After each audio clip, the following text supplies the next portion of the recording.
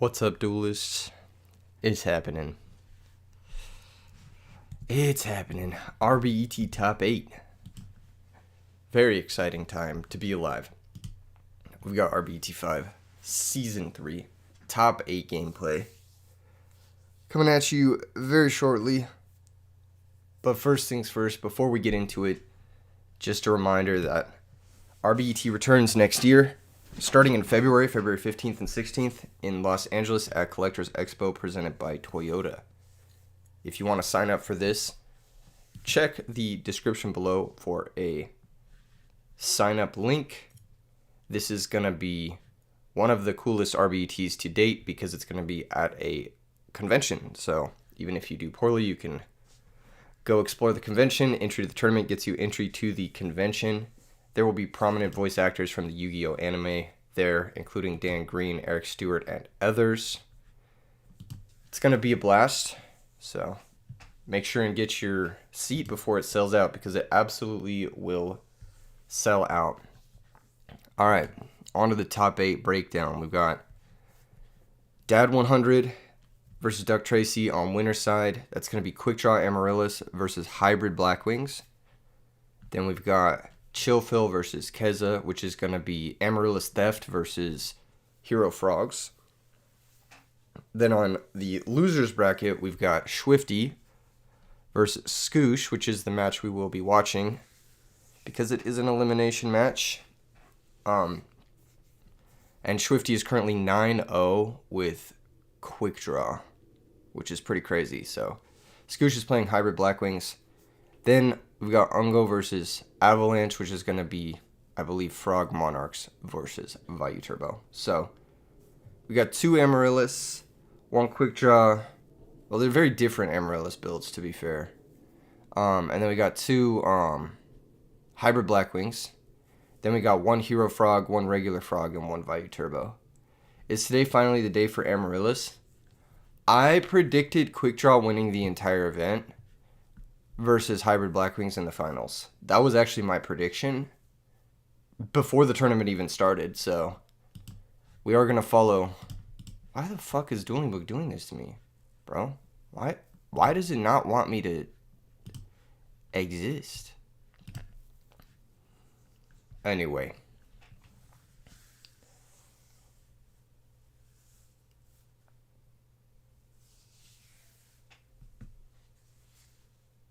There's Quick Draw in the Amaryllis, yes. So there's 2 Quick Draw that are in top 8. So, duelists, are you ready? Smash like, lock in, because we're about to get into some insanely hype tournament gameplay. Elimination match. Both these players doing great in the tournament so far.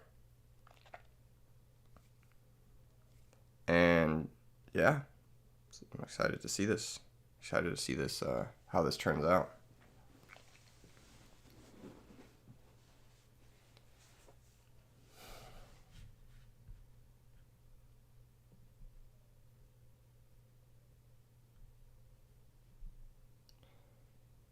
Monado boy, no glads in top 8 means the world is healing. I just don't think... Never mind. I won't say it. It did win RBET New York. It did go undefeated in Swiss at RBET New York. I won't say it.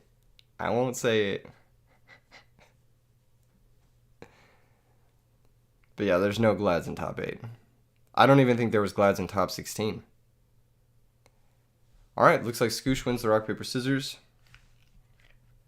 which is pretty big in this matchup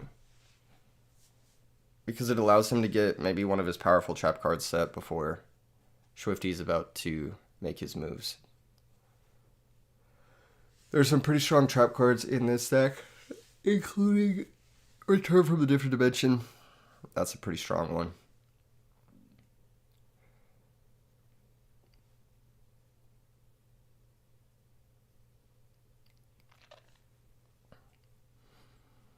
However, a lone set card is usually not that threatening. Out of this deck, it's usually like, I don't know. If I was to read it, I'd read like maybe Icarus, Deck Dev, or Royal Oppression lone set. But who knows? It could be anything. It could be Mirror Force. It could be Torrential, possibly Torrential, because no summon was made. Just a hard pass. Both players building up resources. Reason to hard pass with Hybrid Blackwings is either you're trying to piece together your OTK hand, or the alternative, you have a shitload of Sirokkos and you just can't play the game. But first action is going to come here from Schwifty. It's going to be Charge Light Brigade, and that's going to hit a Dandelion. So great start. Great start. Turn behind for both players, just full passing 2 turns almost. Here come 2 tokens.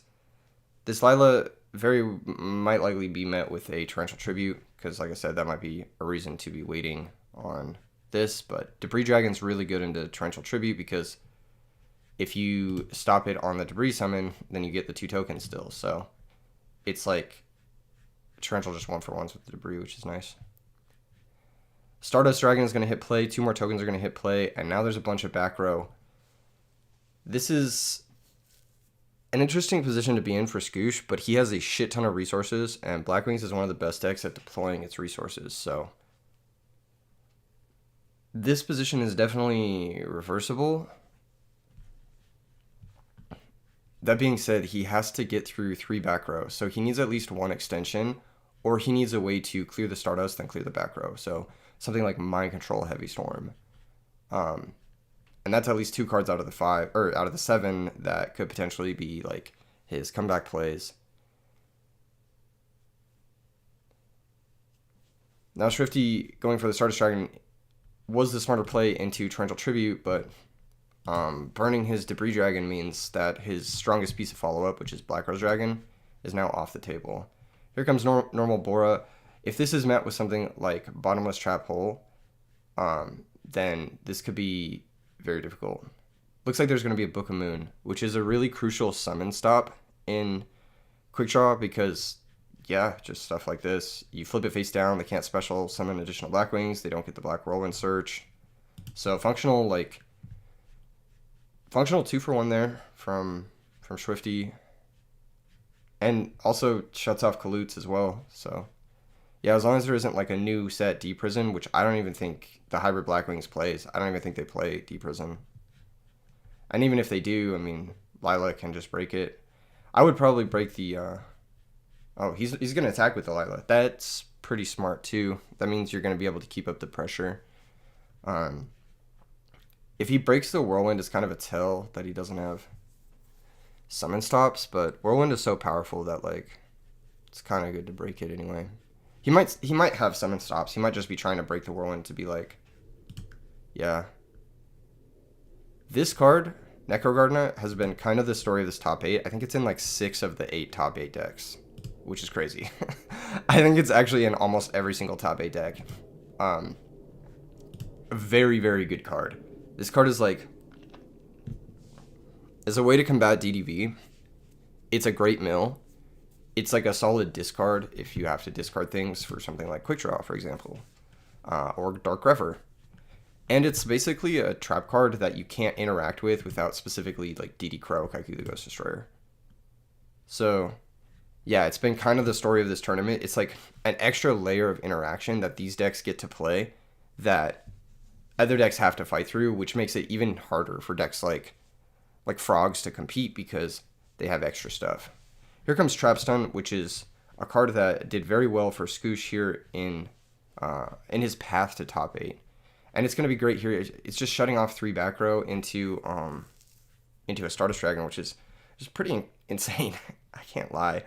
It's going to resolve, which is terrifying. That usually means that like some sort of like play is happening. I don't know if he can deal 8,000 with 5 cards, but it's possible. Let's see. If he has Blizzard...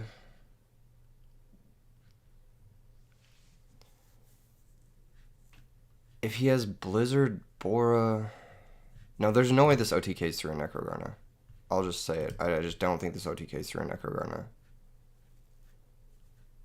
So here comes Bryonic with priority, pitching his own Necrogarna. So he set up the Bryonic Necrogarna, which is very powerful. Here comes a Think from Schwifty.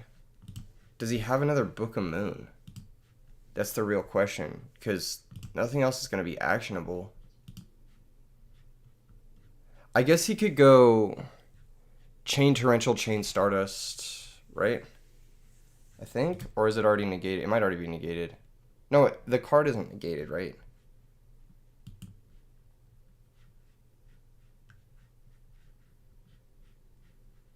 Huh. I don't know the rules on this situation either. You can. Under Trap Stun, you can Chain Torrential, Chain Stardust.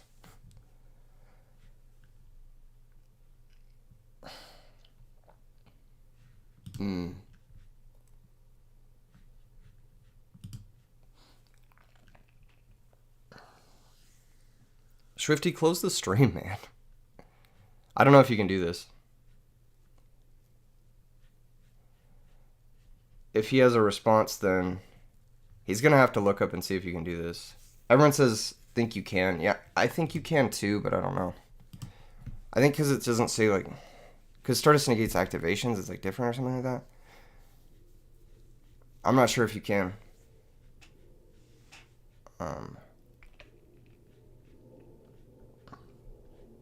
Yeah.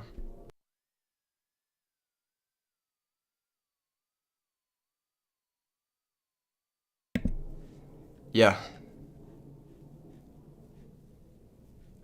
It seems like the judges are gonna... The judges are in the match, so... I think. I'm not sure. Absolutely. If there's any sort of contention on this, they should call a judge. So... James says, as a judge, you 100% can. Well, you're not judging this event, but you could weigh in on it if you're in the server.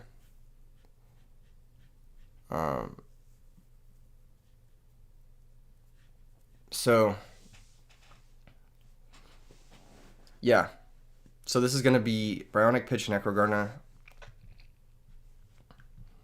Chainlink 2 Torrential, and then a possible Chainlink 3 Stardust Dragon to negate the Torrential.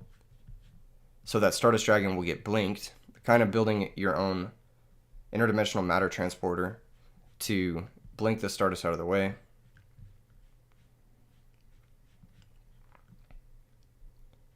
Okay, so now he's going to attempt to activate Stardust to negate the Torrential.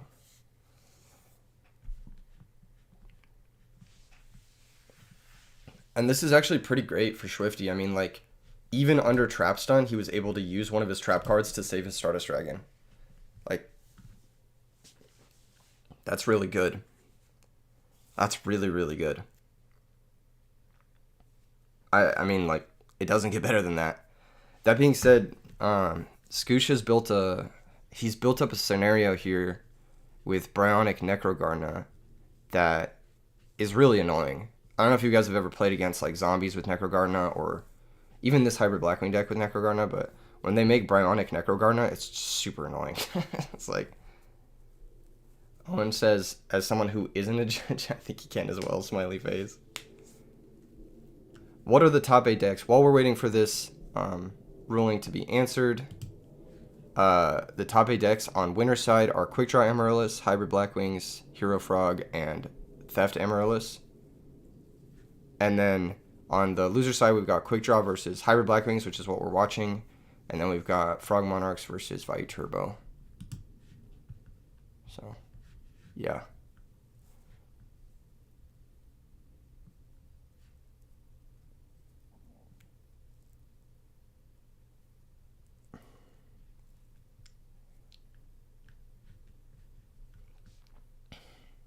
All right.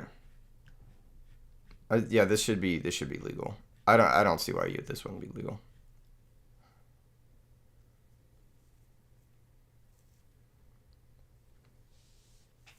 Yeah. I don't know where, if they've gotten the head judge ruling or whatever.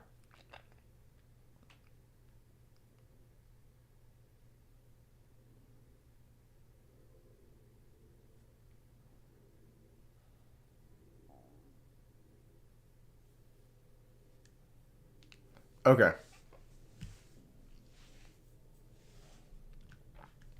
Yeah. Yeah, that's different because torrential technically would destroy, and Stardust doesn't know that torrential would be negated, basically.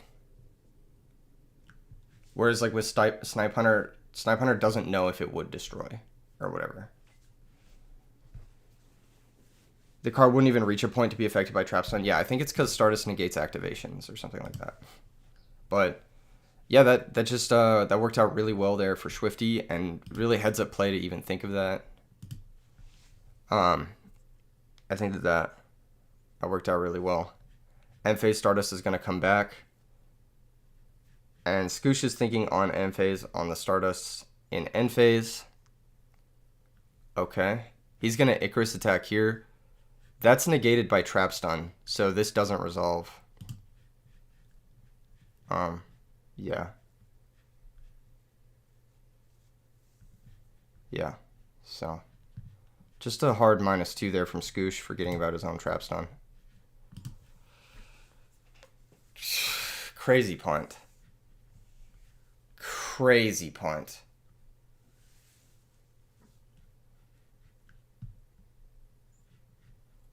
Pot of Avarice. Yeah. The hand is cracked. Ah.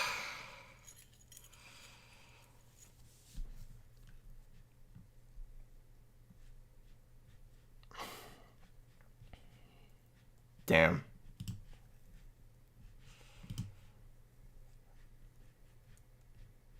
That's tough. I don't know what to tell you guys. There's Solemn Judgment to negate that, so Bronic is defended, but there's another Solemn. He could have even Solemned the Trap Stun. The game wasn't over, but that was a shame concede. I'm gonna be honest. Also, he can get... Well, he was thinking of chaining the Icarus to Stardust effect to come back, Chris. So, yeah. Mocha Sneak says, those small interactions like that separate the pros. Riddle Sunshine definitely plays a lot, but so does Scoosh. I mean, Scoosh is a shitload of rating. Like, that should have been,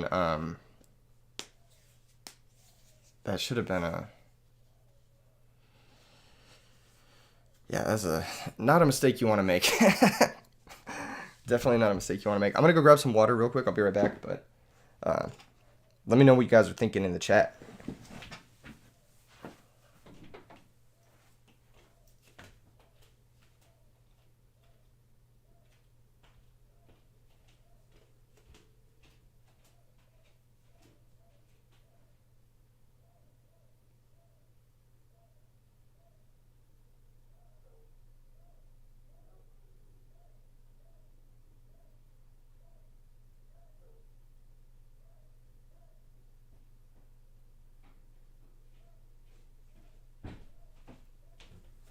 Alright, I'm back. As far as sideboarding goes, Mike says would have lost anyway, it seems. Yeah, he would have lost anyway, but, like, you definitely don't want to be making mistakes like that. I mean, either way, it's like, oh, shit.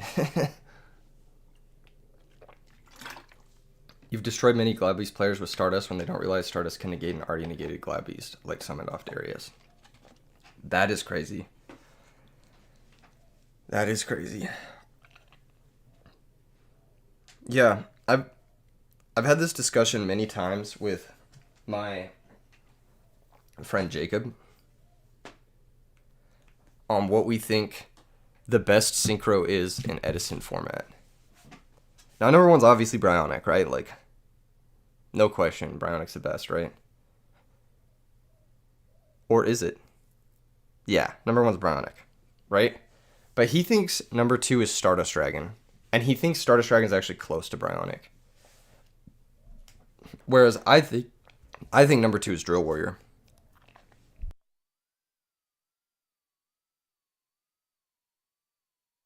Or Black Rose Dragon. But who knows?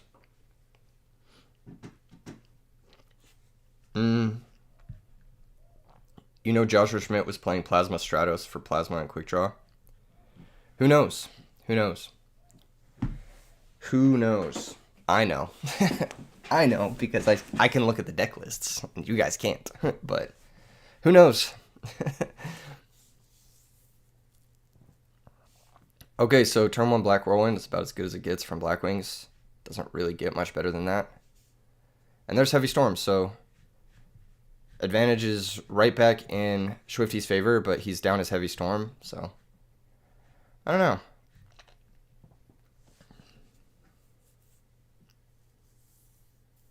J-Dub says Goyo number 1. No, Bryonic is number 1. It's not close. Goyo's not even like... Goyo's not even in contention for top 2. Goyo's in the same tier as like Colossal Fighter. It's either Black Rose or I don't know if it's Drill Warrior. It's either Black Rose or probably Stardust is number 2. But the more I think about it, it's probably Bryonic 1, Black Rose 2, Stardust 3. But it'd be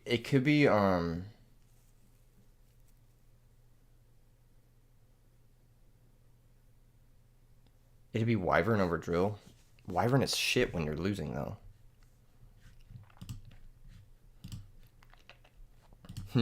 Main phase 2, Armageddon send Necro, so both these players on the Necro Garnet tech.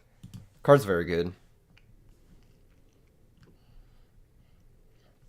Are we power scaling synchros? Well, it's like Bryonic is in its own tier. Bryonic's like an S tier synchro. Okay, here comes Lila. Lila attacks Armageddon. I really like the inclusion of Lila in Schwifty's deck. I think it's put in a lot of work. And Scooch doesn't bite on using his Necrogarna. Ancient Sacred Wyvern is very good. Golgar is also pretty good. Yeah. Golgar's pretty good. Bryonic is smoke on anything goes format Mega Rayquaza. Yeah. ADP was never as good as Mew VMAX. Mew VMAX is the most dominant deck of all time. Mew VMAX won more major tournaments and had more top percentages by like anything, which is crazy. But it's possible ADP might have been as dominant if it had existed for as long. Okay, Bora's going to crash, so that's now 3 Darks in Grave for Scooch. He could special summon Dark Arm main too. Always feels bad to not get a battle phase out of Dad, but you know, also feels bad not blowing up a monster with it. He might not get another opportunity to do it, but I don't know, we'll see if he has it. Hades is amazing. Hades is good in the context of Edison format. Normal Summon Kaiku is interesting. We're going to see if that's met with like a bottomless trap hole or something like that. It's interesting he had a monster to run over the Lila and he didn't summon it first before the battle phase. He must be really fearing Mirror Force.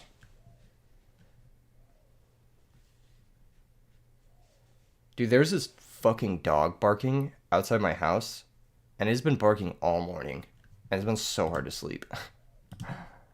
Necrogarnet Kaiku the Ghost Destroyer is pretty cool.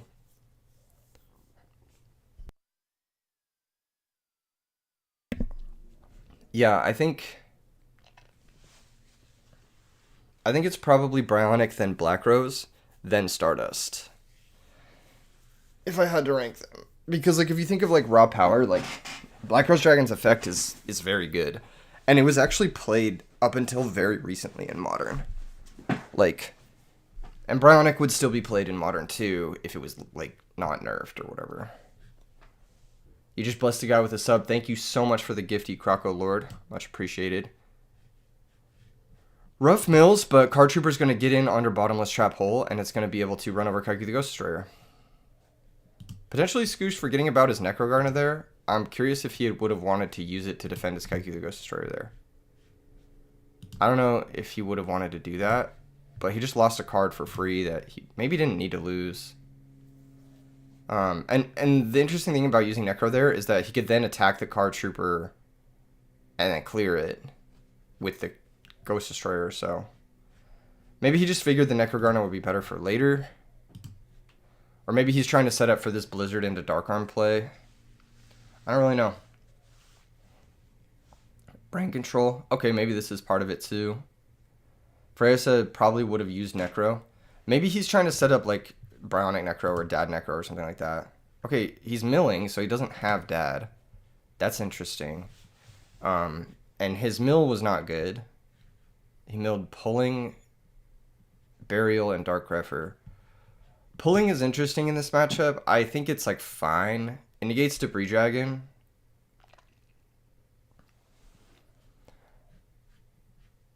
And he's going to make Android, which is going to be met with Bottomless.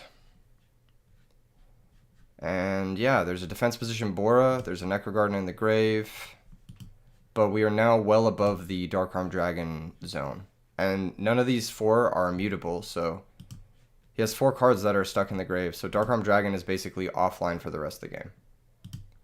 Foolish Dandy, that's going to happen. No oppression is happening there. Here comes Debris Dragon, and there's Solemn Judgment, and there's Solemn Judgment right back. So yeah, Solemn's trading both games, and that's going to bring back Dandelion. This is going to be able to make...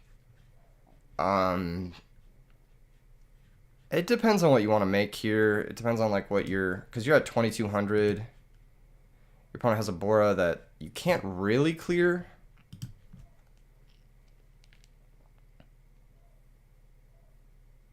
Yeah, so this is actually a very smart play from Schwifty. Use the Debris Dragon to attack the Bora.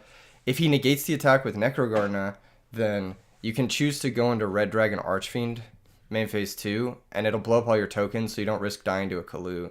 But if he doesn't negate and the Bora just dies, then you can make Stardust Dragon. So I like Schwifty's decision to delay the commitment there to Synchro Summon until after Scoosh has decided whether or not to use his Necrogarna. That's a really smart play from Schwifty. I think a lot of people would have fucked that up, I'm going to be honest. A lot of people would have just made Red Dragon Archfiend. And then if you make Red Dragon, then your opponent just doesn't use their Necro. And then they just let the Bora die. So, yeah, great decision from Schwifty there to force the Necrogarna, basically. He pretty much is in a tough spot because he's probably going to have to make Red Dragon. I mean, like, you just risk dying to too much if the Bora pierces a token. You could also make Black Rose and blow up the field. And just guarantee get Bora off the field. Looks like he has a back row to protect himself, so... I mean, shit. Alright, let's see what it is. Air Force. There you go. Stardust Dragon's going to stick around. These tokens are scary, though. Another Blizzard top deck could be terrifying. Bora Kalut could be terrifying. Yeah, he's forced to set monsters here. Looks like he's setting Sirocco. Because he just has to. He's going to die to Stardust plus any attack. Set monster. Yeah, he's under the Abyss now. Stardust Dragon, once it hits play, is actually very fucking good against specifically hybrid Blackwings. They have a lot of difficulty dealing with it without specifically Blizzard or Kalut. And this build that's made space for Armageddonite, Necrogarna, and Plague doesn't play as many copies of those cards, so it just has less potentials here. Stardust going to attack. Another Sirocco. Stratos is going to connect for 1800 and a passing of the turn.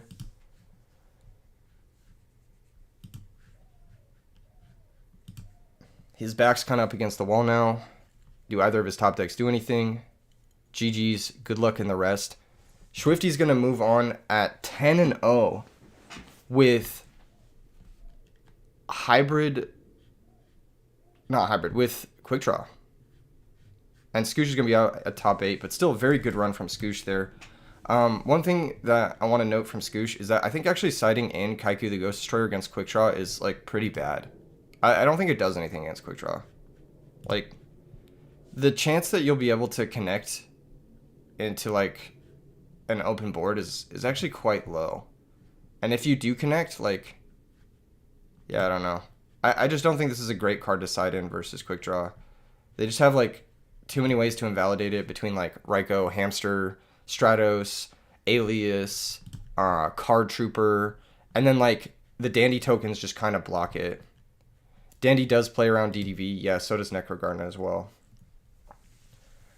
Yeah, so Schwifty's going to move on. Solid match. We're going to hop into a different one. It looks like DuckTracey has lost to Dad 100. So Quick Draw, Amaryllis winning in winner side, and Quick Draw winning in loser side. And it looks like Schwifty's going to move on to his next match, which is also going to be against Hybrid Blackwings. So we're going to see if he can go back-to-back against Hybrid Blackwings. So that's going to be pretty sick. We'll probably just watch that one, I guess.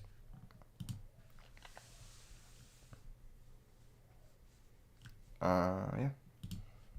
Let's update it.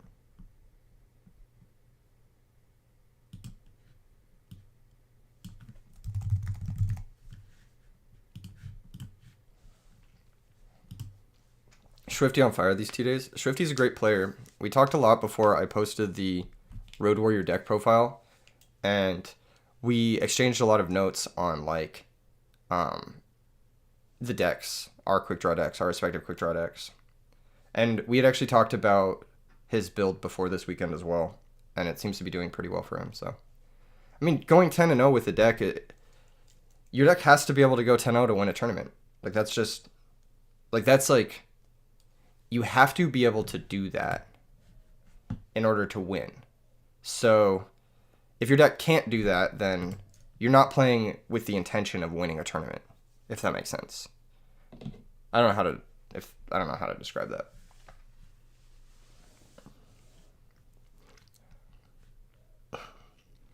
Schwifty once again going to lose the rock, paper, scissors, but it didn't matter for him last match. Let's see if it matters for him this match. Brian says, I'm playing the Dandy Warrior deck that you showed, and I'm trying to learn how to play it better. There's no better way to learn how to play it better than by watching some of these players play it. I think Schwifty is cooking. Too many spectators, not enough likes on the stream. I agree. Yesterday we were almost at 300 likes. Let's see if we can get there today. Which decks are in top 8? I'll tell you that after the match. We got a set monster from DuckTracey.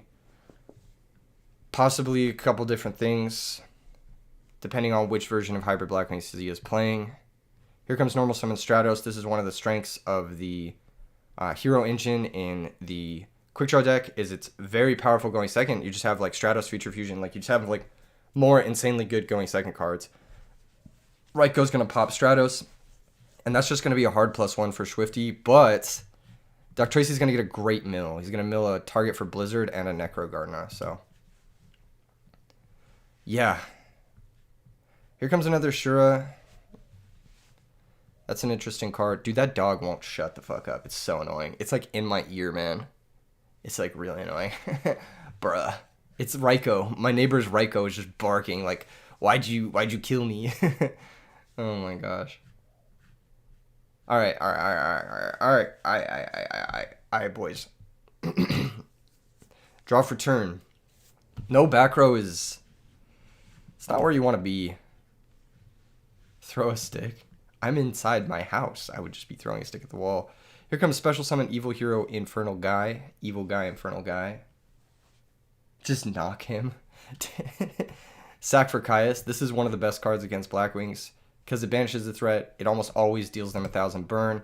Puts a huge monster into play that is a must-answer card. No gores being dropped here on the effect damage is interesting. So let's see if DuckTracey's just has no back row, or he wants the token that badly. Schwifty's going to take the damage, and yeah, it doesn't look like a gores is happening, so must be a very back row light hand. Necrogarna being in the grave means Schwifty will have to find an additional attack to win the game, but this is still a good position for him, because now he's in a situation where he can force the Necrogarna, basically. Here comes Foolish Burial. This could send his own Necrogarna, or this could send a Dandelion to get his engine online. He's going to send Dandelion. He's going to get his engine online. So while he's ahead, he's going to get the tokens down. But this is still kind of an anybody's game moment because 6 cards in the hands of Hybrid Blackwings could very easily end up on the field and murder you. Siroko's just going to attack a token, and there's going to be a new back row found off the top from DuckTracey here. We'll see if there's another, like...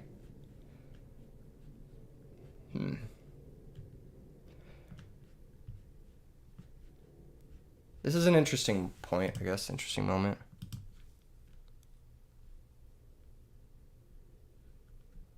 Quick Draw is going to activate.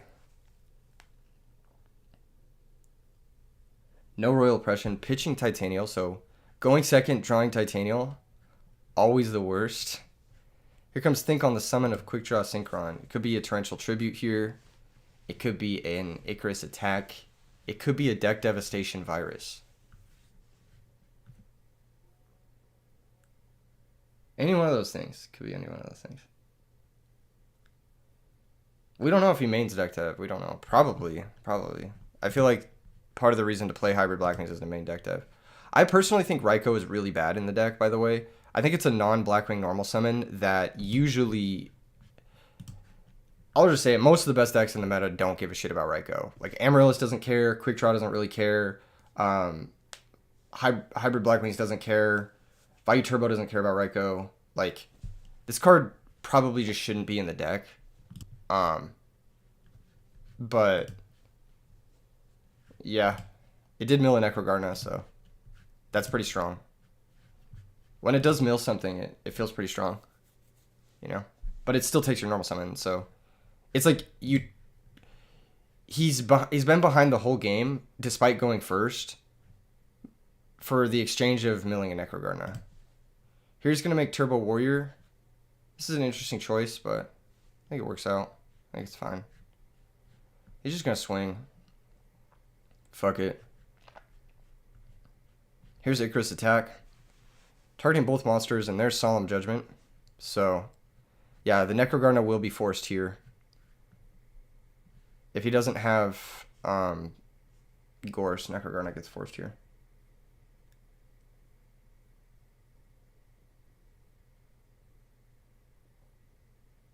Rhino says maybe a side-in for Consecrated Light. Raikou is a... Oh, you mean maybe they should side it instead? It's in their main deck. The guy with the Kalut avatar says Consecrated is booty. Easy to out. Yeah, I personally actually agree with that. I don't really like Consecrated Light, but there are some decks that can put up a really annoying Consecrated Light. Solemn has been huge for Schwifty today. Yeah, it's probably one of the best cards in this deck. When I play it, I have trouble cutting it because it's just like your monsters are so huge that like all you usually need is like that second turn to be able to close games out. The nice thing about Turbo Warrior here is, well, everything. There's Heavy Storm. That's a card that probably would have been stuck in DuckTracey's hand. And now it's his chance to mount a comeback if he has Blizzard or something like that.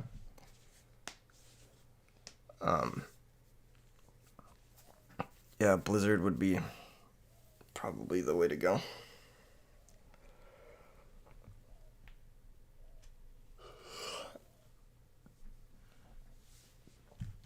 If he has a comeback play. But who knows?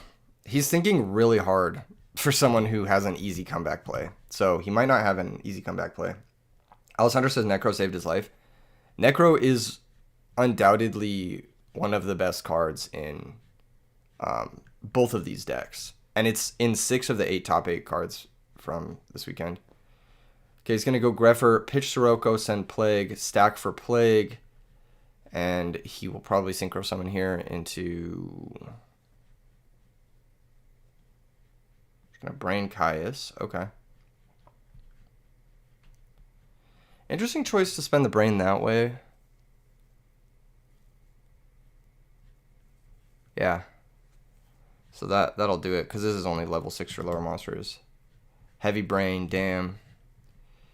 Yeah, he was sandbagging something. It's possible...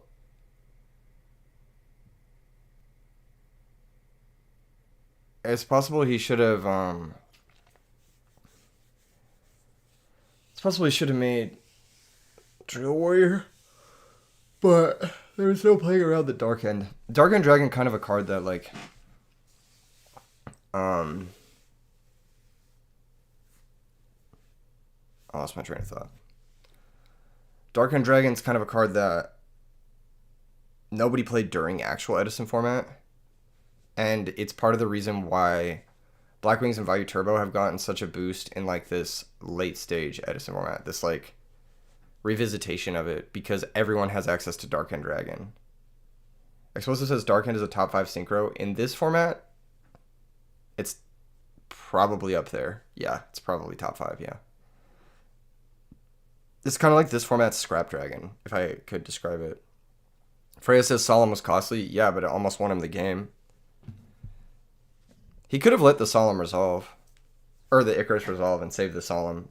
Because if he has bottomless Solemn, it's, like, difficult for him to lose, but I don't know.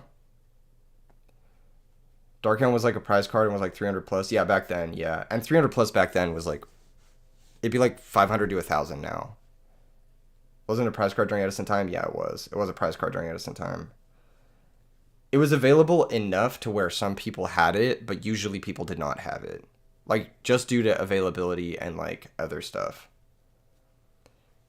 Like, if you were playing this exact game in, like, 2010, DuckTracey very likely wouldn't have a Dark End Dragon, and he would probably have... I don't know. I don't think you had to Solemn the Icarus there, Freya. You could have maybe just accepted it and then, like, saved Solemn for the game shot, or saved Solemn for the comeback.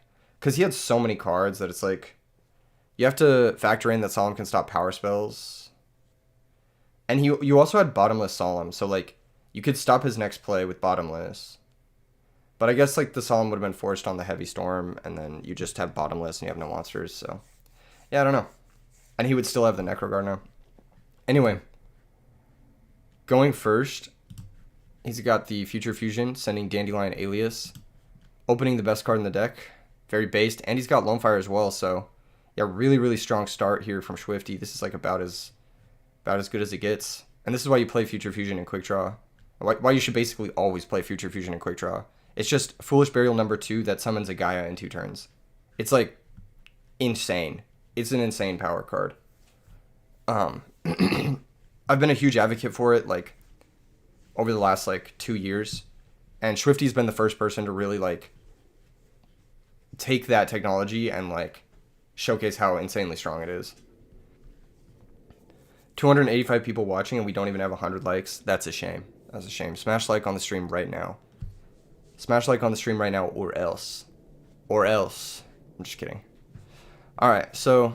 Schwifty can now sacrifice Lone Fire, go get another Dandy if he wants to play into a possible Torrential, something like that. This is a situation where Schwifty's probably just very happy to be. Because, like, outside of specifically, like, Torrential Force, this Titanium is probably going to crush this game. It's probably just going to take over this game. Dark Murderer says, didn't Joshua Schmidt do the same thing a year ago? Yes, but he played it slightly differently. Lone Fire's gonna go get Dandelion. And yeah, there's gonna be an attack, so full engine online. Here comes Fossil Dino. Interesting. Still though, I mean, you're gonna end up with 2 tokens from this exchange, and you're up a Dyna, so you can't really be that upset. And you're still up a whole Gaia that's coming out next turn. Explosive says wrecked.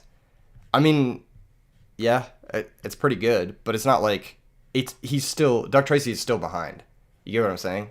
Like, Sunshine still hasn't even normal summoned yet. He's still up cards. He's still getting a Gaia next turn. He still has Dandy Engrave. He's live Avarice now. Yeah, this is just like okay, like at this point you've gotten to exactly where you want to be. And it's going to be very difficult. Like, even if he just draws another Lone Fire here, he can just reestablish the same exact board. Like, I think a lot of people will be like, wow, that was really bad for Schwifty, but you have to look at like the position before and after. Like the position here still looks very good for Schwifty. Like I don't know. I don't know. Still looks pretty good. There are some like haymaker cards in Black Wings that could really complicate things. Normal summon Necrogardener is not not one of the haymaker guys.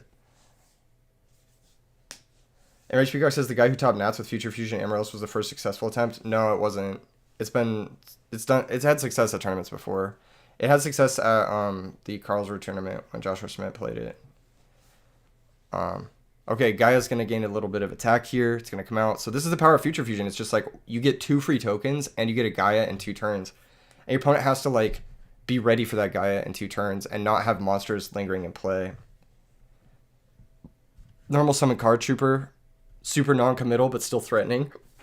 And it's going to get mills towards a possible second Avarice activation. Guy's going to attack. It's going to connect over Necrogardener, dealing 22. And then 19 direct to the face, and that's going to be met with D-Prison. Interesting choice to use D-Prison on the Card Trooper and not the Gaia. That doesn't make sense. And HP Gar says that wasn't a real event. It was 200 players. It was very much a real event. And it was streamed. You can go back and watch his matches. That was definitely a real event. There were players in this top 8, Chill Phil, who were also in that top 8. Like there were players in this event that were also in that event. Like top players.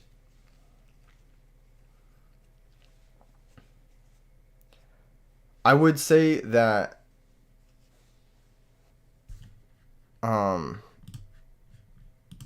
okay, he's going to attack another Dyna. So the Dyna's going to clear again the Gaia and the token, but once again, like the Gaia and the tokens were like free. And now he's just up 7 cards to 4 solidly. The Dyna's just doing damage control here. If you're DuckTracey, you might have wanted to consider using the Necrogardener to be able to flip the Dyna proactively on your turn. You're going to do a push-up for every like on this video. I'll match that. I'll do a push-up for every like on this video. So if someone likes this video, I'll do a push-up of it. You know what I'm saying? Okay, flip set Black Whirlwind. Normal summons Gale. This can search him and Vayu. That's going to be met with Dust Tornado, so yeah. And he's going to set off the Dust Tornado as well, so that he'll have a back row actionable on his turn.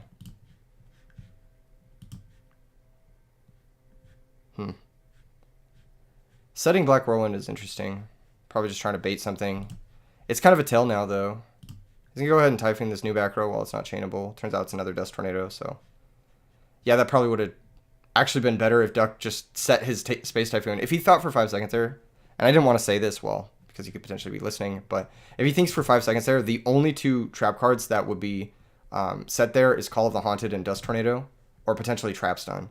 And all of those he can get with Typhoon later, and get more value out of it by getting with Typhoon later, because it makes his Typhoon a chainable. So setting Typhoon there was actually a better play for DuckTracey, but yeah, he should have just taken a moment there to think, honestly, about what he possibly would have wanted to set off of his own Dust Tornado. Here comes normal summon Stratos. Stratos can now search for either Alias or the evil guy, Infernal Guy. Or Plasma if he plays it. Kappa.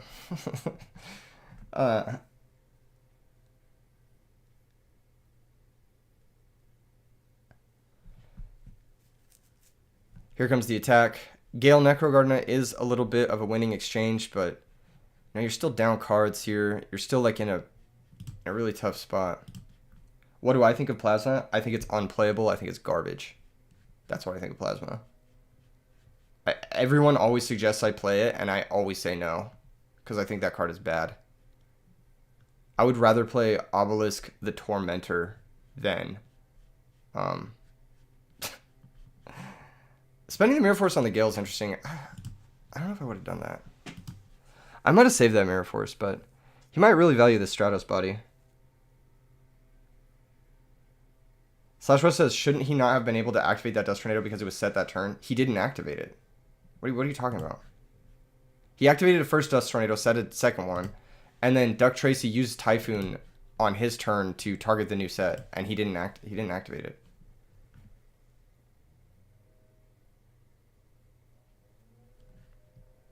All right, so Schwifty's now in an interesting position. Set monster, he knows what the set monsters could be. I don't know why he used the Mirror Force there. Heavy Storm is an interesting choice. It's going to clear a second Black Whirlwind. That's pretty funny. Double Whirlwind, no normal summons to go with it is... That's a feels bad, man. That's a feels bad, man. Normal Debris. This will bring back the Dandelion. And now we've gotten to the point where, like...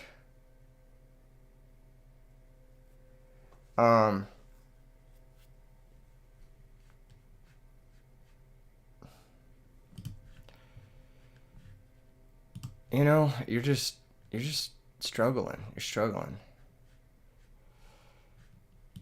There isn't a plant you want to banish here. Oh, he's going to use second effect. Huh. Okay, so we're making value 0/0 here. Activating quick draw. And yeah, this is probably going to be a game shot. It just is a game shot, yeah. Unless last card's Gores, but setting 2 Whirlwinds with Gores in hand is quite funny.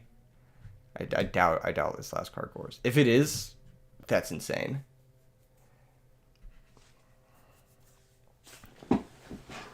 Alright.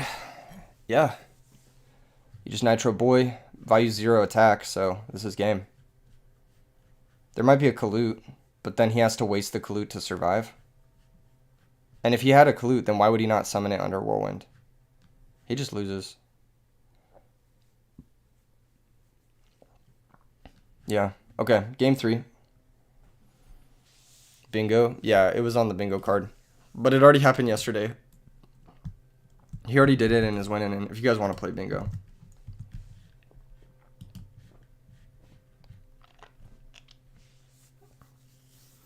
Is this a Raikou-less quick draw deck? I don't know. I cannot confirm that for you. I mean, I do know, but I cannot say.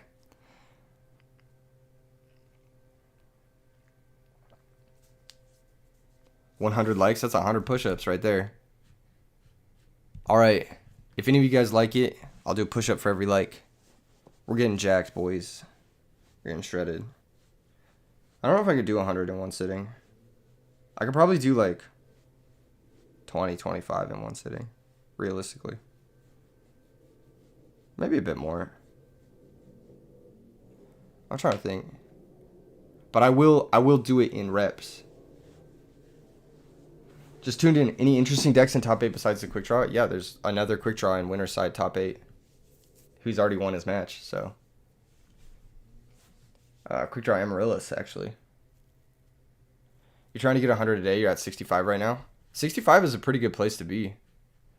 Just make sure you're also working out your back, maybe doing pull-ups too to balance out a bit.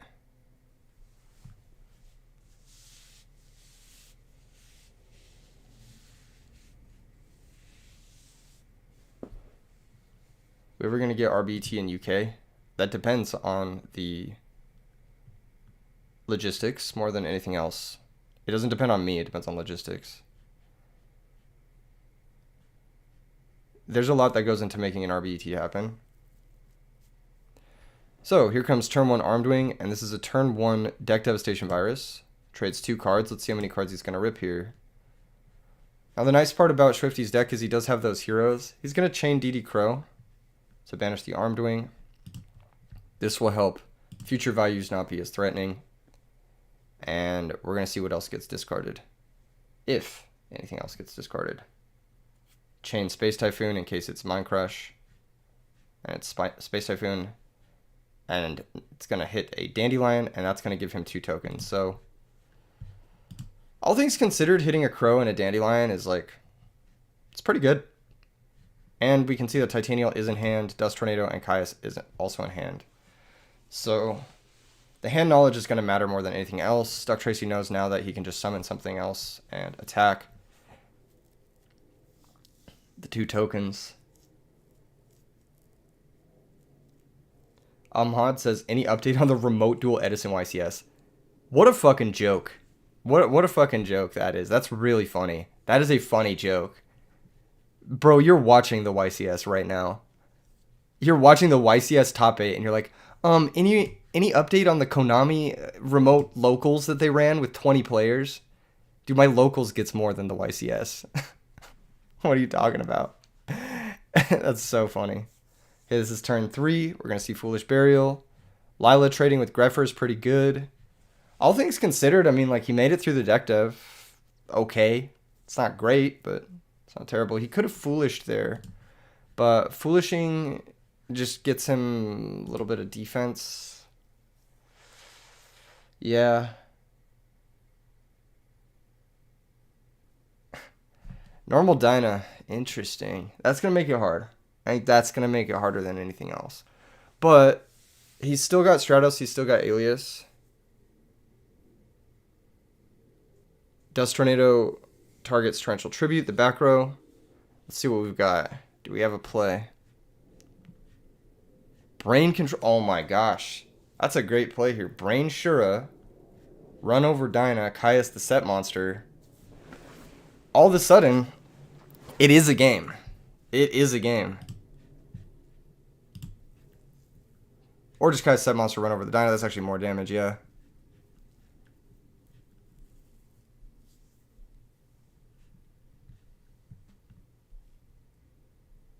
Tax Fossil Dyna. That's going to be 1200. And now we know the hand is Foolish, which you want to send Necrogarn, I believe. Ooh, I don't know about this. I would have sent Necrogarden. Now Blizzard into Armwing is game.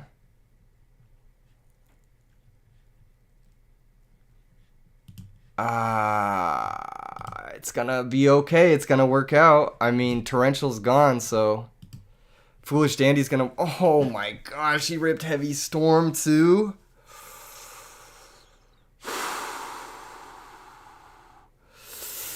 Okay. Hold up. Let him cook.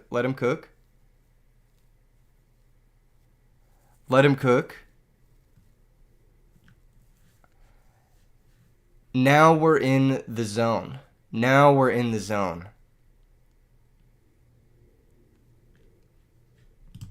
Dyna's already gone. Neither of these monsters were even special summoned, so even another Dyna won't do it here. And it looks like DuckTracey is going to admit defeat.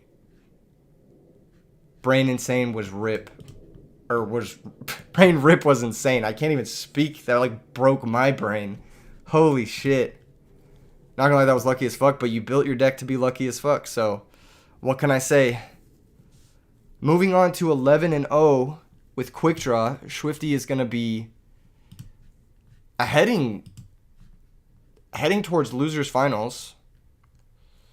We've got Dad 100 versus Chill Phil. We're gonna hop over to that. That was a great game. Turn 1, going first, deck devastation virus. Wasn't enough. It wasn't enough. Beat 2 hybrid Blackwings back to back. Yeah, no, Quick Draw is... Dude, this has been the Quick Draw story like this entire year. It just goes undefeated. Phil is chill. Yeah, we're going to go watch that real quick. Chill Phil's so consistent. Yeah, he's like one of the most consistent players with a wide variety of decks. He's a very good player.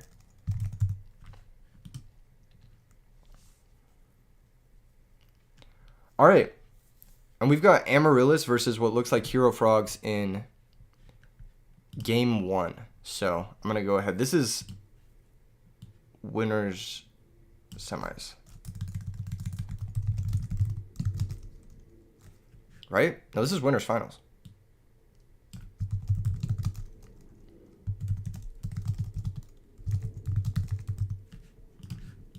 I believe. Right? Yeah, this is winners finals. And then there's losers finals, and then the winners of those two will face off. So I believe Schwifty will face the loser of this match, and the winner of this match will be waiting in grands.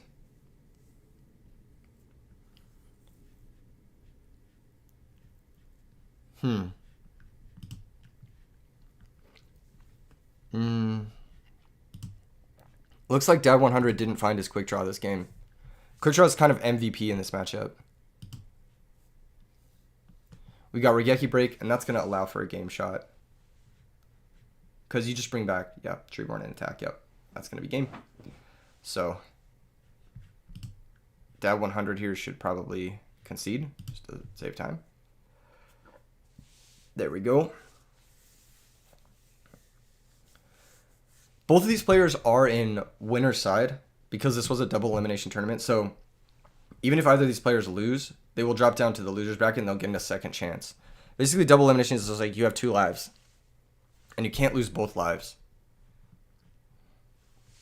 Looks like Keza lost to Chill Phil. So Chill Phil has already defeated Amaryllis once. So it seems like he has a pretty good handle on the matchup. But I think this matchup might be harder for him because this one plays Quick Draw. So Quick Draw is harder to take down than... Or Quick Draw Drill is hard for Frogs to take down. You basically have to have a trap card or you lose. So it's like... It's pretty tough. That being said, he can go wide. But yeah, Debris Dandy is natural predator for the dupe lock because... You go Debris, Special Summon Dandelion, Secret Black Rose, Dandelion, Chainlink 1, Black Rose, Chainlink 2, blow up the board. You clear the whole dupe block, and they all miss timing because they were destroyed Chainlink 2. So it's just like huge plus against Frog players. It like makes it, if you're playing Debris Dragon, it makes it really hard for them to even go for the dupe block.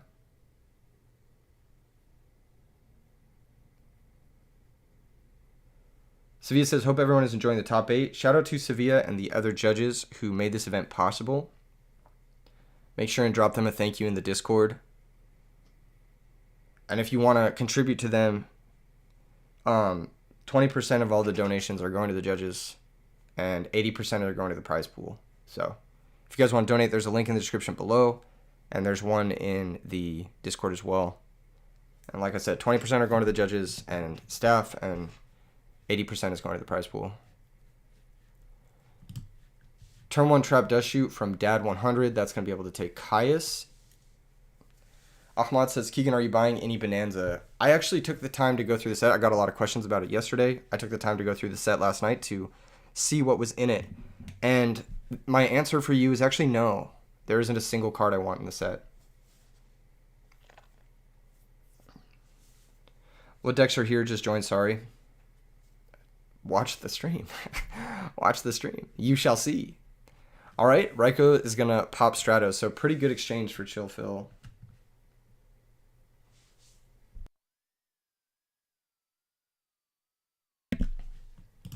Raiko's going to mill Trade and Sangan, Bottomless Trap Hole, so not a good mill at all. Like, these are all 3 cards you would have probably wanted to draw. And no plants. Waveman says, pull rate seems abysmal. The pull rate is abysmal unless you're building like a collection and you play multiple formats. If you're building a collection and you play multiple formats, then it's just an exciting set to open because it's got cards from across Yu-Gi-Oh history. I think it's a good set. I like legit think it's a good set. There just aren't any cards I personally want in it. Wish the Nostalgia Pool came in Super. Yeah, I wish so too because I really don't like Platinum or Quarter Century Rare. Hidden Armory Mill Dandelion is the... It's got to feel good, but to be fair, he's had 5 mills, and 1 out of 5 being good is like par of the course. Like that should happen, I guess. You wish they would have reprinted Dust Shoot and Metamorphosis. I wish they would have reprinted fucking Amaryllis so I could play this deck, but they didn't. All right, here comes Special Evil Guy, Infernal Guy, and attacks both tokens, and then yeah, we're establishing the boy. We're establishing that guy, the dupe lock.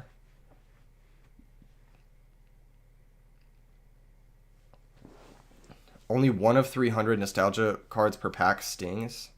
Yeah, the pull rates are really bad. My chair is so squeaky, bro. You hear that? I don't know if you guys can hear all that. Alright, here's Lone Fire. Not quite Debris Dragon, but it is Titanium in play. Why is my phone blowing up? What is happening this morning? We got a donation from Joseph S. Thank you so much. That's going to go straight to the prize pool of this tournament and to support the judges. I really appreciate all the contributions, Joseph. It really goes a hell of a long way to helping support these free online tournaments. So thank you so much. Squeaky chair for you. You get the squeaky chair. Thank you so much, Joseph. You're a real one. You grab the secret Mallies and secret swap frogs. Secret swap frogs look really good. I think I saw a picture of those. Can't believe Freya didn't top. Freya should have played quick draw. I don't know what to say. Instead of Diva Zombies. Yeah. Freya's just pissed in the chat. What the fuck?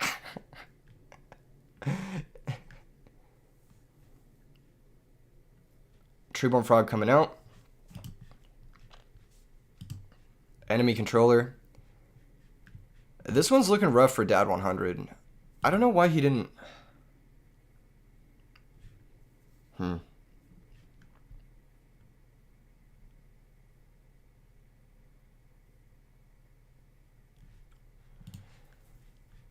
Yeah, I don't know why he even went for the Lone Fire thing.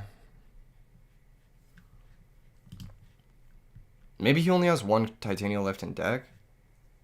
Maybe he just needs plants for the Mark. Who knows? But now he has a 3-card duplock, so Mark doesn't even break it.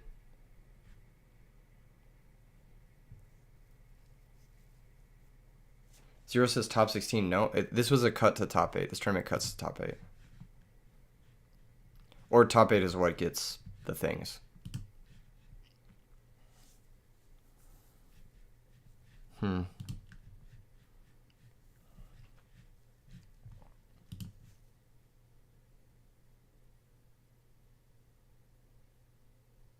What deck are Keza and Avalanche on? That's gonna be Value Turbo and Amaryllis Theft, which probably favors Amaryllis Theft. Significantly favors Amaryllis Theft. So here comes Mark of the Rose. This is going to remove one of the dupe frogs. Here comes DDR. Mark looking like it just enabled a DDR for a Lone Fire. I don't really see what's going down here, though. Was Unifrog reprinted in Bonanza? I don't think so. I don't really remember. I wasn't looking for frog stuff specifically. I know Swap Frog is. Okay, here comes the third and final Titanial out of deck. But this doesn't do anything because he didn't break the dupe block last turn. So now there's still another dupe block in play. And he's going to be forced to pass this dupe frog back. And he just burned his Mark of the Rose for nothing. He needs a way to clear the other dupe frog too.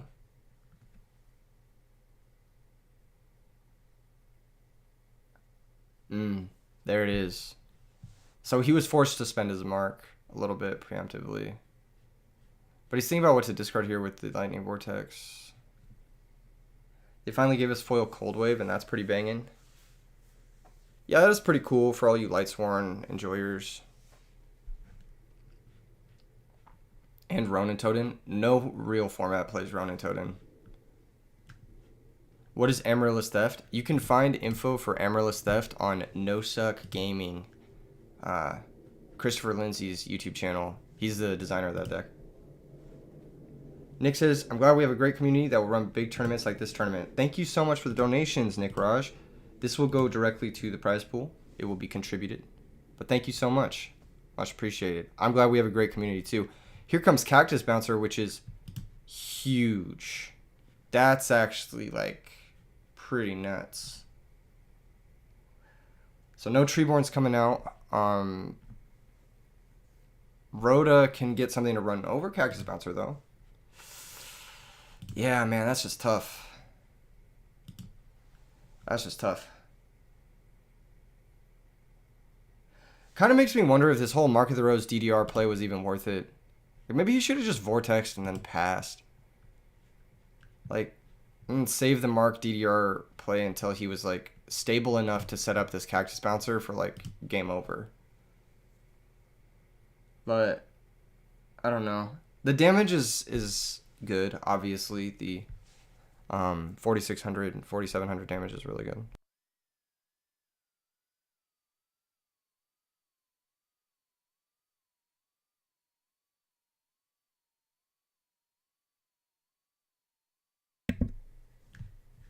Yeah, I don't know. Vortex wasn't bad, but discarding Armory really hurts. Second Cactus Bouncer off the top is so good. That's actually really good. That's actually really, really good. Because now he just full-time walks. He has to give the Dupe Frog back here. But yeah, now he full-time walks and he probably wins. That's an insane top deck. Now, I'm not sure if he's going to win. Obviously, he's got 5 cards in hand. He can maybe put something together here. But sack for Malicious Edge. Has to attack Cactus Bouncer. Now, any monster off the top, I believe, will do it. Right? In phase 2, he will be forced to set any back row if he has it now. Pitch, special swap. Okay, now not any monster off the top will do it. But this game became a lot more even, a lot quicker. He would have won, wow. Actually, this card trooper is insane, because if you can get him to Amaryllis, then holy shit, this game is just like fucking... This game is crazy. He's going to card trooper effect, probably. 19 cards left in deck. If there are 3 Amaryllis, I mean... Third bouncer would have been insane. Still no plants milled. This whole game. Only thing he's milled is 1 dandy. Pretty crazy. Phil says, phew. Miracle does stabilize, but... You know, 300 life points against the burn deck is... It's going to be tricky. It's going to be tricky.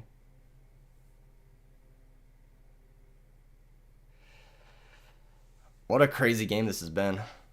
Treeborn's going to get to come back. No more Cactus Bouncers off the top. Normal Unifrog, Crash with Card Trooper, I'm assuming. Yep. Draws a card. Main phase 2, what do you have? Lone back row, okay. If this is a Regeki Break, yeah, you have to use it now to remove the Titanial. Debris Dragon being milled sucks too, because that would have been a lethal threat here as well.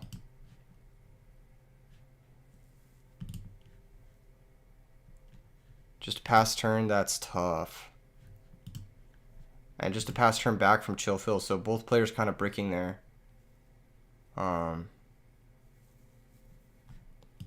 don't really know what's left in the deck for Dad 100 here, but yeah, if he has like Quick Draw, that can unbrick draw an Amaryllis.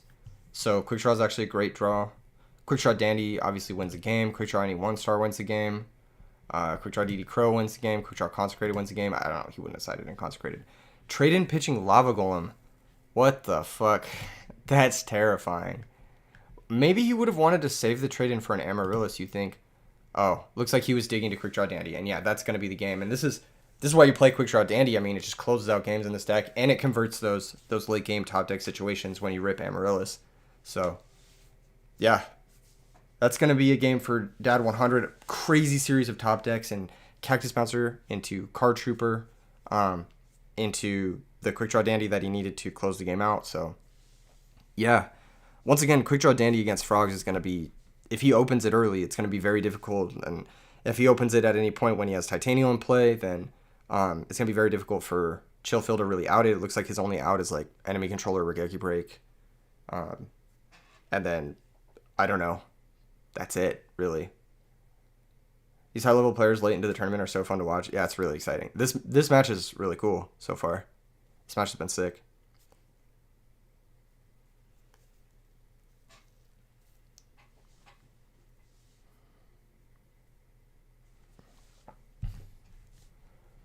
All right. Chillfield getting to go first. And looks like he's got Substitute plus Evil Guy, Infernal Guy. This is going to be a very, very annoying start for Dad 100 to face down unless he has Quick Draw Dandy. Once again, if he has Quick Draw Dandy, I mean, like, he's cooking. What can I say? And honestly, the last game, he was locked under a 3-card dupe lock for a while, and he made it look kind of like a meme, so who knows? You know? Without Miracle Fusion, this might be a tough situation for Chill Phil. Lava Golem is crazy. Yeah, Lava Golem's yet another way to just clear this dupe block. No questions asked. But you don't want to do it this early because then you risk taking a shitload of damage off of like Lava Golem, Miracle Fusion, Miracle Fusion, game over type shit. But yeah, Lava Golem is good tech. If I remember correctly, I have like gone back and forth between siding one. I don't know how many he's playing or siding, but it is good. It is good.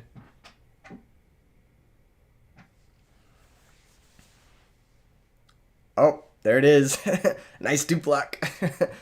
But I've got the drill boy. He's got the drill boy, baby. You still have to be careful of being raced by Miracle Fusion, because Miracle Fusion here is an insane clock. Because Absolute Zero is like 4K or some shit with all the frogs in play. Yeah, with Treeborn it should be 4K. Is Quick Draw in main? Yes, it's in main. Once again, Drill Warrior, one of the best synchros in the format, and one of the best ways of dealing with this stupid bullshit. Here comes the exclamation mark boy. Yes. Here comes the boy, dude. The drill boy. Let's go.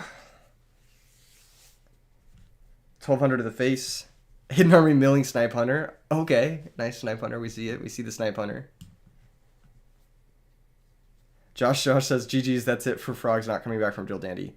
Normally that would be true, but this is a post-board game, so he possibly has Vanity's Fiend. You think Bryle's best synchro and Stardust Black Rose are probably number 2, number 3. Yeah, that's what we're talking about. I think Drill Warrior is number 2, but that's kind of an uncommon pick. That being said, if this back row deals with Vanities, then like he's fine.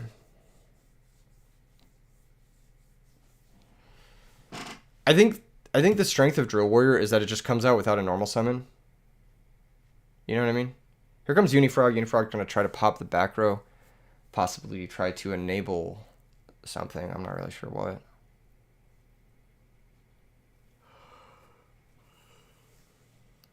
What is he going for here?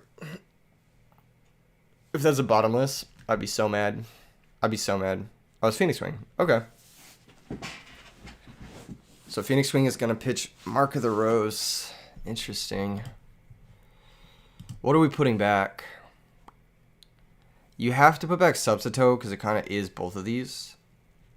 And it also clears your token. So you get to keep a token if you put back Subsitoad. What are you targeting, man?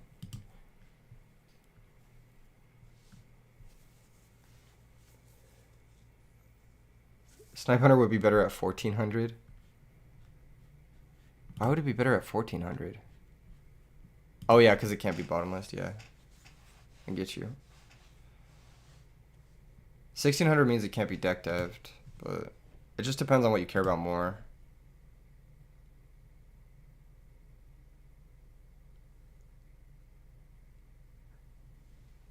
DB just breaking like during the finals is a classic.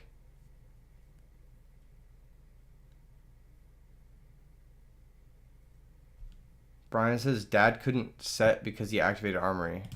He didn't set a monster. He used Quick Draw Dandelion. He didn't set a monster.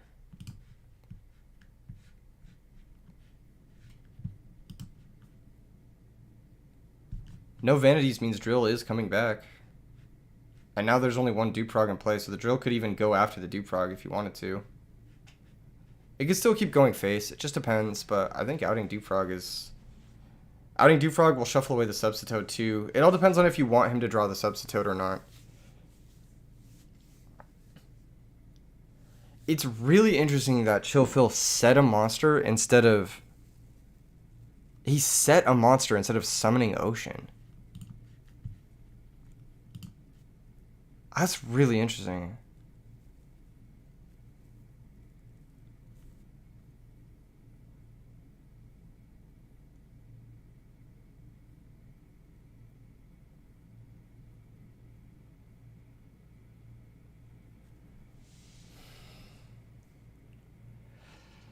Yeah, it looks like he's going to go face. I might have tried to kill the dupe frog, but maybe he understands the assignment better than I do. He understands his situation better than I do. And he's thinking, like, I can't have back row because of Unifrog. I want him to just at least have one more turn of no... He set Ocean. Why did he set Ocean?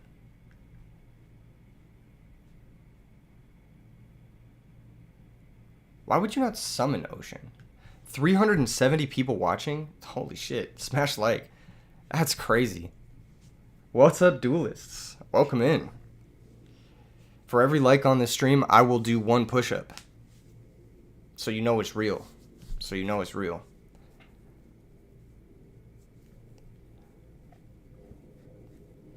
I'm stealing Joseph S.'s idea. We're going to get swole. The S in Joseph's name stands for swole. Because he's jacked. Black Rose is real here. Black Rose here would be solid. He's thinking about what to add back. Maybe he drew another Dandy. Oh, he's just going to add back Dandy. You're getting there? Hell yeah, brother.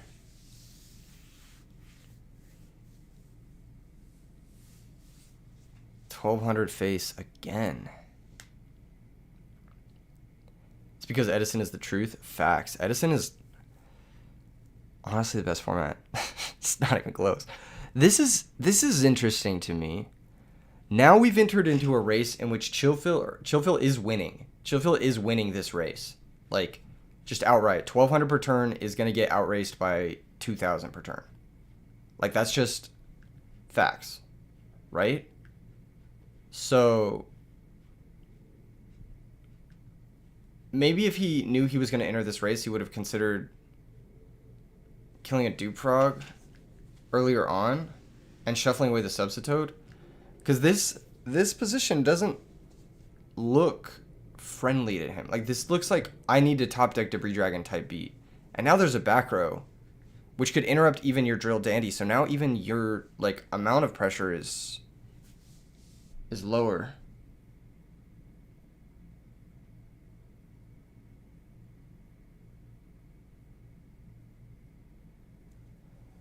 Josh says Black Rose is not real anymore. Black Rose Dandy tokens is still real because even Treeborn plus Absolute Zero can't get through the 2 Dandy tokens. So that is still real. But it's not as safe because if he has a Monarch, then yeah, Black Rose is no longer real. Definitely should have killed a dupe earlier. I think he should have understood his situation. But I don't know. Maybe he's okay. It just depends. It just depends on if he finds Debris Dragon. It really is all dependent on that. Like, or just some way to defend against what's directly in front of his face. It's interesting to me that he hasn't used the Ocean to add back the Evil Guy, Infernal Guy. Totally can. He wants to.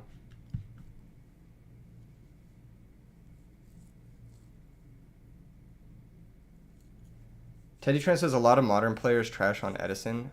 That's because they're Stockholmsed. I don't know how to say it.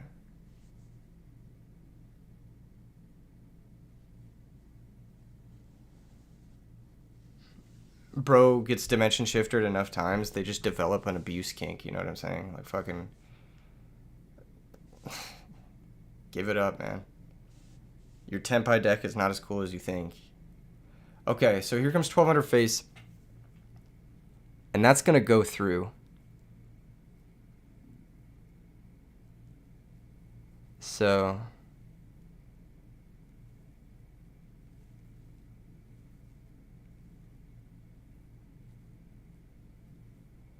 Drawer is going to pitch Dandelion.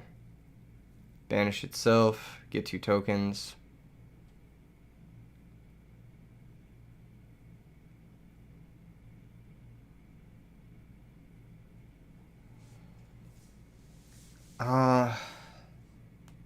But you got to do something here, man. Like, you're dead on board. Like, there has to be a play.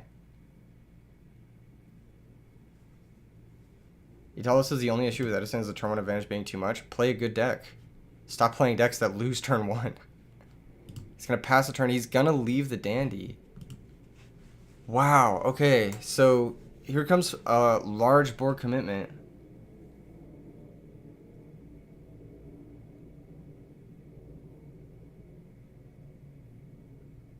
Brian says they complain about Edison format and the Edison players, but they also complain about Shifter and Mulcharmy. In short, Yu-Gi-Oh players complain about everything, Kappa. Yeah, true, facts. The turn one advantage is nowhere near as offensive as it is in Modern. Yeah, like, in Modern, if you go first, you just win. You just win. Alright, switch the Dude Frog to attack position. He's gonna go for a game here. There's gonna be a 400 attack swing first. And this is gonna pop one of the back row, so... Why did we set 2?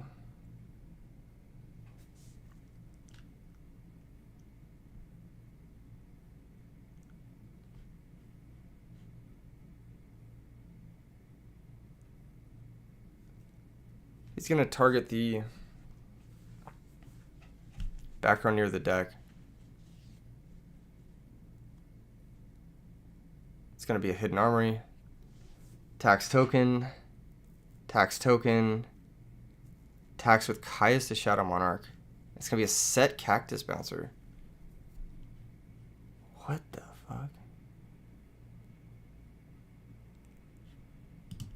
Is he really just saying, like, fuck it, I'm going to race this with my Drill Warrior? This is definitely limit testing if I've ever seen it. He's like, I have Drill Dandy turn 1. I'm going to throw all of my cards away to try and win with this Drill Warrior. Here comes Sack for Ryza. Ryza target the other back row. Oh, get him, get him, get him, get him, get him, get him, get him, get him, get him, get him. Oh, that worked. It's not looking good, boys. It's not looking good. It looks like Chillfield might be moving on to Grands here. But, I don't know. He might just be a little bit too behind, right? That Ryza was disgusting. That was a disgusting Ryza. It's looking a little Jover. I don't think there's really anything you can do here. Like, you could leave the drill in play at full power and still you would lose. Like, if you just... Did he just dead draw for 8 turns? Did I go mute? No. Add back Snipe Hunter? Okay. Well. Chillfield says, so lucky you didn't see debris. Yeah, pretty lucky. You know what you pop here is you just pop Dude Frog and you hope you go for game.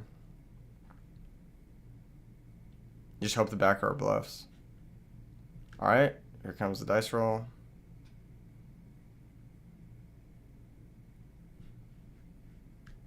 He's got to roll the dice.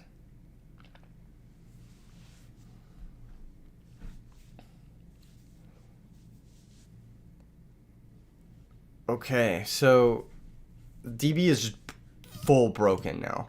It's just full on broken. It's just completely collapsing inward on itself. Dang. His die landed on 1. That's crazy. Oh my god. Literally never play Snipe Hunter.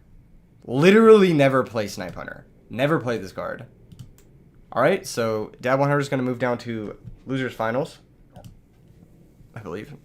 No, he's going to... Yeah, move down to Losers Finals. Schwifty's in Losers Semis. I got that wrong earlier. DB struggling to even let you log in today. Dude, it's like legitimately like... It just doesn't work. The platform just... I'm highlighting the cards right now and they're just not showing up. There we go. Okay. Holy shit. DB just crashing my shit.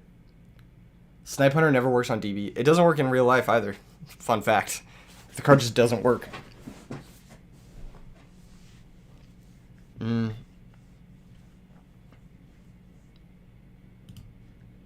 Okay.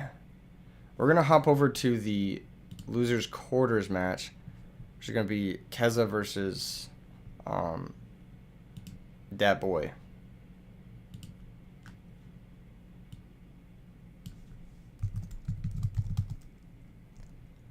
Keza versus Avalanche. I don't remember either of their dueling book usernames because I remember them both being different.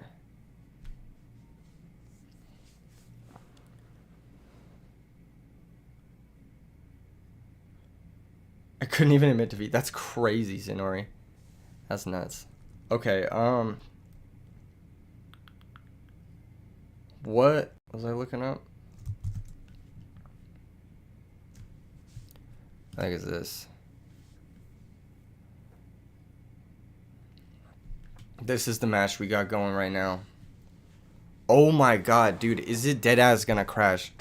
Looks like Amaryllis is up a game versus Vayu Turbo, and it looks like Royal Oppression is up.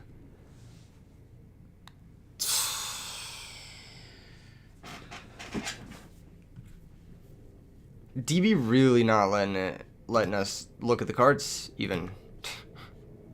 Hello? What's going on? Let me open the fucking tab, bro.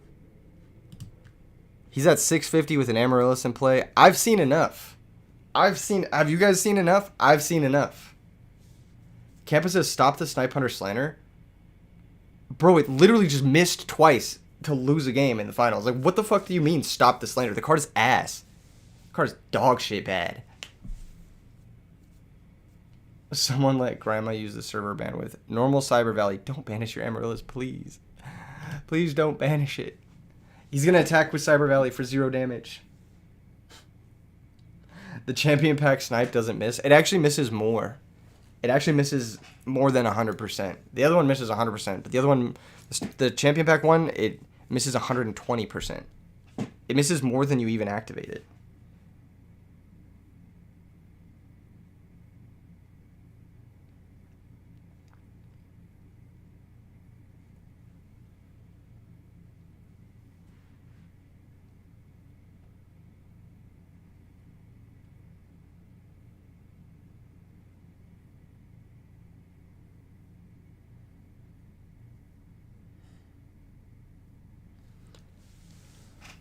Just set Monster Pass. This is... I'm going to be real with you guys. This is tough. This is a tough one for that boy. It looks like one Caius is gone. So, that's one of his outs to Amaryllis. No Suck Gaming says, is that my Amaryllis theft going off? It is. It is, in fact. If you guys want to see more of this deck, check out No Suck Gaming. He is the creator. And yeah, it is in, it's doing well. Oh, no, don't punt. Don't punt. Oh, okay, cool.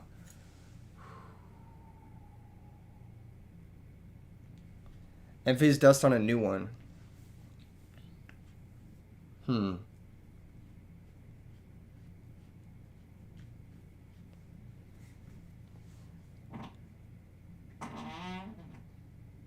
He found the Caius. Damn. Regeki Break would have been the win. Chain Skill Drain? Okay. Ooh, Chain Skill Drain. Oh. What round is this? This is Losers Quarters. Losers Quarters. I should update that, but my computer is not. This is Losers Quarters, actually.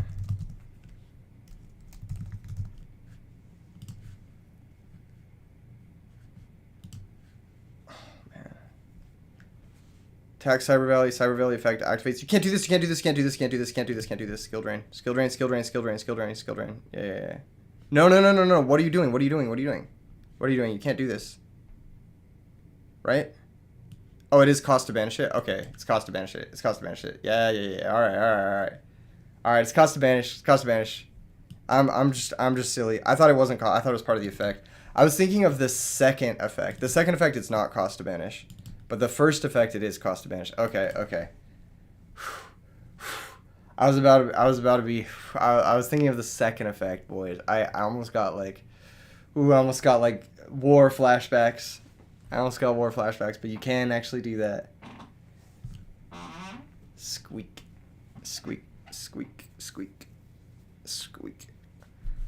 I mean, yeah, right?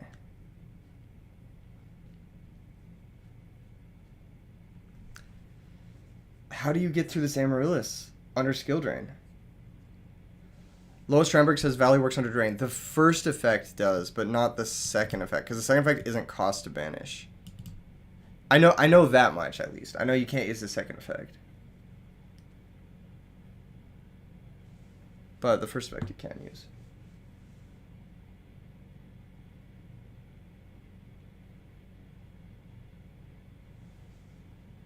Alright, well that's game. Looks like Amaryllis is moving on to loser semis to face off against Schwifty, and it's going to defeat... Oh no, wait, he has Necrogona. He has a Necrogona. He didn't have Deep Prison anyway, shit. He does have Necrogona. Okay. Never mind. Stop the steal. Stop the steal. May phase 2 normal summon Cyber Valley.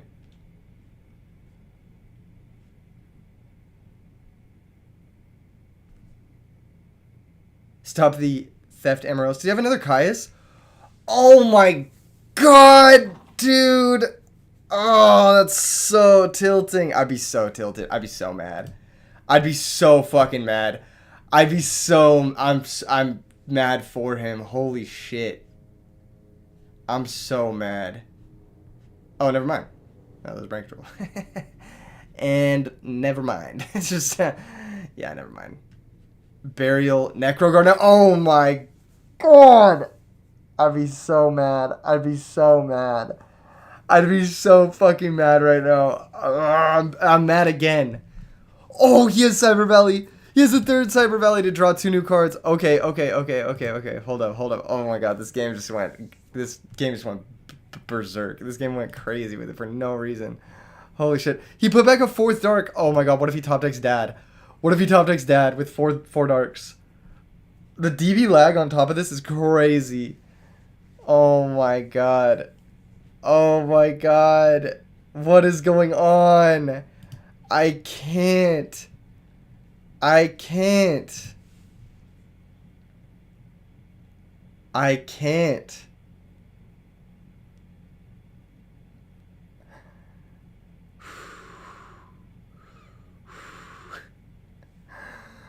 What is he thinking about? You get 3 cards. What is he thinking about? Oh my god, he's thinking about something. Normal Lila. Okay. He's factoring his odds. Here. Bottomless. Okay, has to be bottomless. Okay. He top decked bottomless to stop the Lila. That's crazy. Total top deck fight. Set monster. Okay. Set monster. Oh, set monster's dangerous. The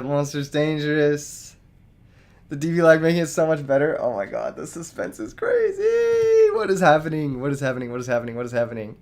Does he play Burial? Oh my gosh. Can you get those last 650 in? Bro. What is happening here? T-set? No shot. There's no way. Another set monster? Oh my god.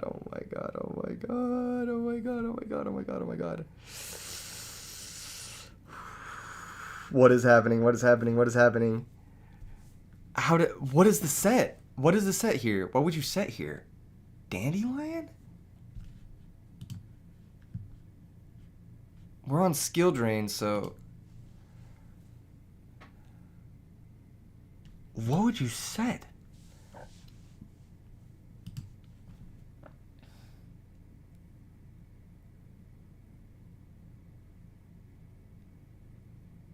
What is going on?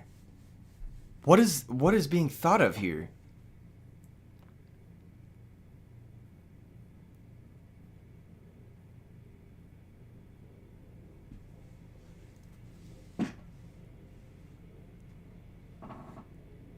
Okay.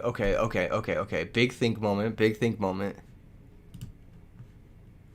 But what is the thinking? He's got to be thinking about what's left in his deck. That's the only thing that's taking him this long. Is thinking about what's left in deck and what he can mill. So that means the set card is Raikou. It has to be, right? Or He's thinking about what's left in his opponent's deck, which is quite a bit. All of his monsters are left. It looks like he's...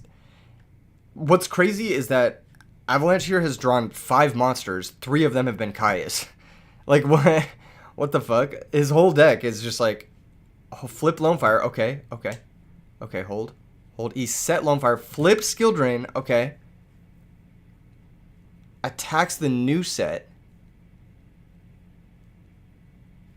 And that's going to be Raikou. Oh my god. Oh my god. What a play. What a fucking play. Okay, what do we get? What are we getting here? What are we getting, boys? Where are we dropping, boys? Dandelion in defense? Are we getting... We got to get Dandelion in defense. That's got to be it, because he's going double loan. Okay, double loan, Dandy in defense. That means 3rd Titanial's in hand, or it's not in the deck. He sided it out. Okay. Okay. So 3rd Titanial's in hand. That means if this Dandelion dies, he can tribute summon Titanial.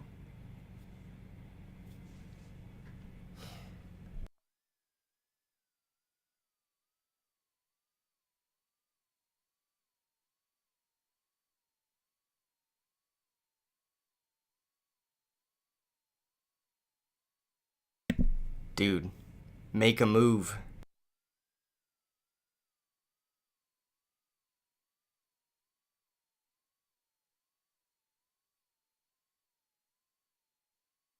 Switch Dandy to attack is crazy.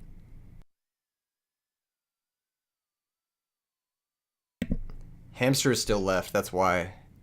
Yeah. Main phase 2 Mark, tribute summon Titanial. Oh my gosh. Never mind, this makes sense.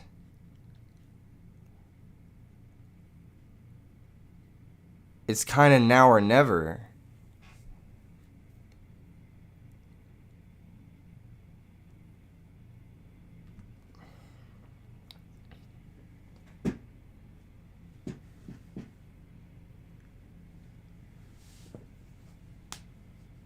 What is happening? What is happening? Rhoda for something said it? Is that the answer? I have to stand up. I can't even sit down watching this. It's like giving me anxiety. Dude, what is going on? Rhoda for Greffer set Greffer. That had to be the play, right? That had to be the... Tribute summon Amaryllis is on the table if he draws the 3rd one.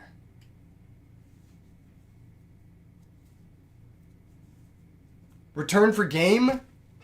Oh my... Bro, what a match. That was insane. That was insane. 3rd Caius into the Necrogardna being used twice off the Burial, off the Brain Control, into the Cyber Valley conversion. Oh my god, what a match. That was crazy. That was crazy. That was an insane game. Holy shit. That was super, super crazy. Alright. Moving on. We got losers semifinals.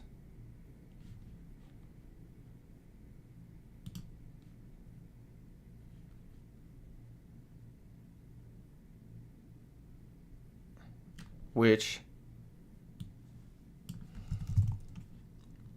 is going to be Keza versus Schwifty. But Schwifty, if you're here, I'm going to ask you guys to wait. Hold on. Ask you guys to wait to start loser semis real quick.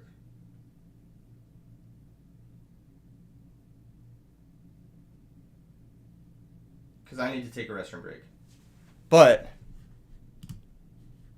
don't leave, because we're about to get into it.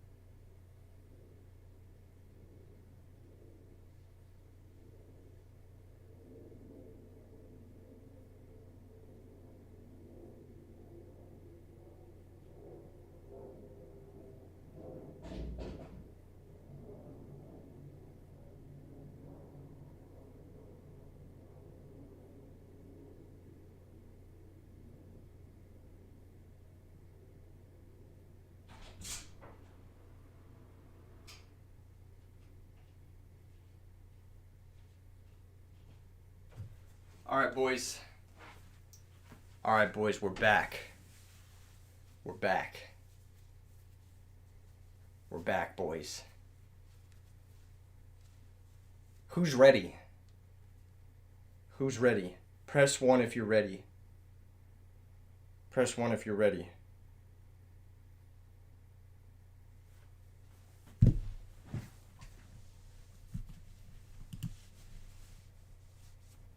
Press 1 if you're ready. Dueling Book kicked us out instantly. Insta kicked out. Because the server can't handle this RBET weekend pressure.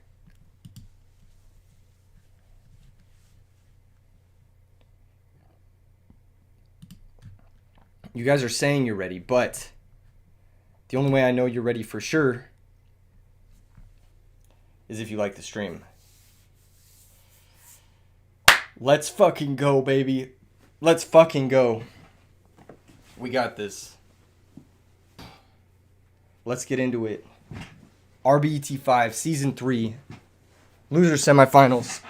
Quick draw versus Amaryllis Theft, and Schwifty finally wins a rock, paper, scissors. So, yeah, we're going to get see him go first after going 11-0, eliminating all bird players from the tournament. Both of these players have done their part at eliminating all Blackwings from this tournament.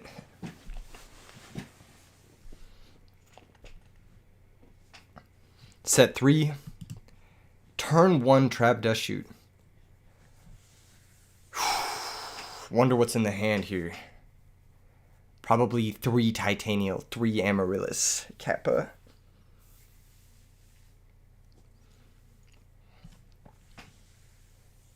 Says, damn, now you know what I'm running. He's like, yeah, I had no idea, Kappa. Yeah, once you get to this point in the tournament, you will be featured on stream. That is kind of the downside, but don't be tricked. It's secret GB tech.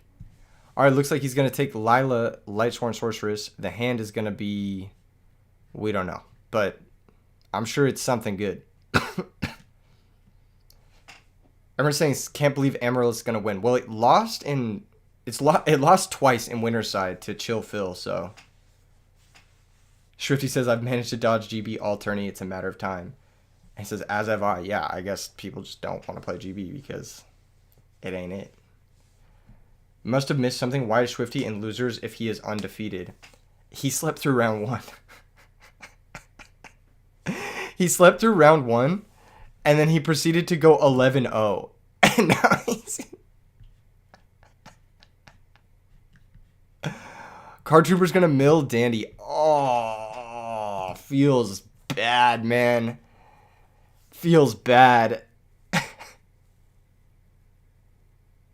Tell Phil to chill out. Amaryllis needs this. Okay, attacks over Necrogardna. So, we opened Necrogardna. We also opened Dust Shoot. My computer's freaking out right now. Dueling Book is, like, actually crashing my computer. I need to, like, close some tabs.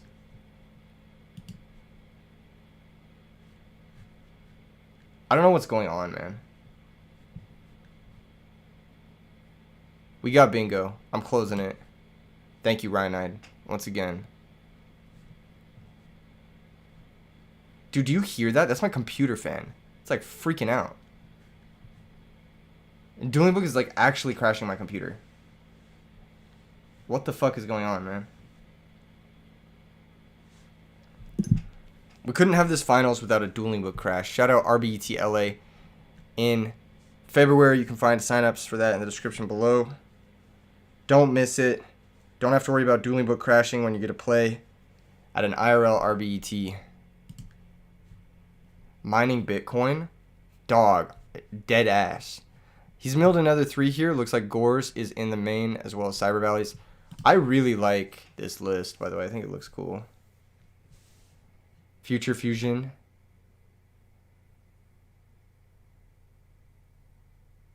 Gonna send Alias and Dandelion.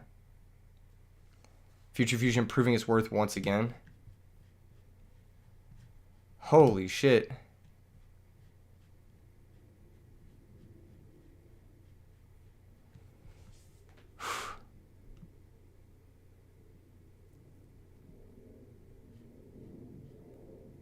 what happens from here? I mean, like, this has been kind of like a slow-paced game. I guess I should commentate more on, like, the nature of the matchup. But I just don't really know how this deck plays well enough.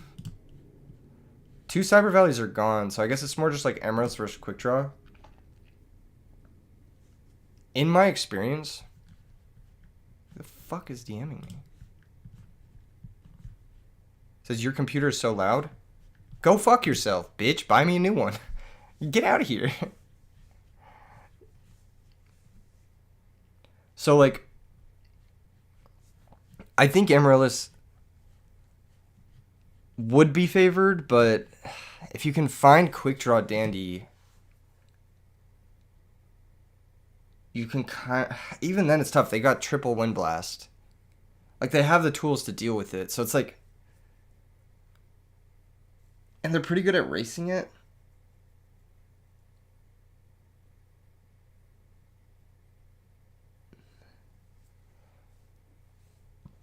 Mike says, didn't a guy offer you a free PC and you refused in the GB stream? No, nobody has offered me a free PC. Nobody's offered me anything for free. Okay, so there's Trap Stun on the Torrential. Trap Stun, MVP. We saw it win a game for Schwifty when his opponent activated it, then played his own trap card into it. And now we're seeing it with him activating it. Don't DM me just a bitch. It's like, bro, I'm streaming right now. I know my computer's loud. I'm sitting in front of it. The fuck?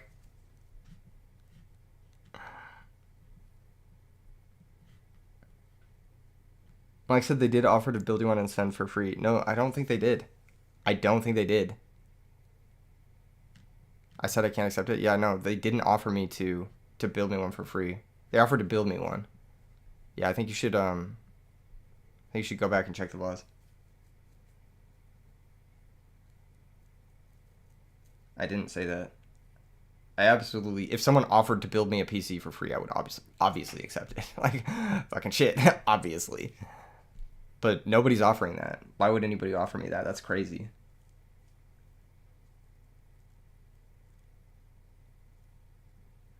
What decks are in top 8? Right now we're in top 4. It's 2 very different Amaryllis builds, Quick Draw and Frog Hero.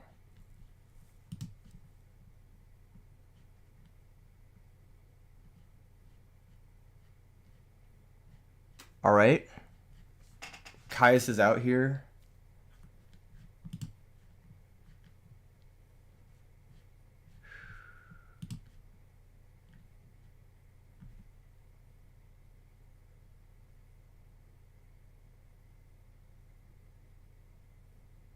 Mike says you still on a 2012 MacBook. It's 2014 and it's a Mac desktop, but yes, still yes. It still runs pretty well, except for when I'm like just like overclocking it.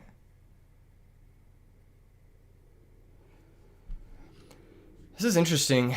The Kai's resolved, but did it not attack? What? Why is he still at 8,000? Oh, he had to attack over a token. That's right. He had to attack over. There was a card trooper and a token in play. Bro, you're on a 2015 MacBook Pro. All right, here comes Regeki Break pitching Dandelion, targeting the back row. Interesting. I'm going to see if I can close some more things to make this less crashy. Because this shit is going crazy with it right now. Hold, everyone.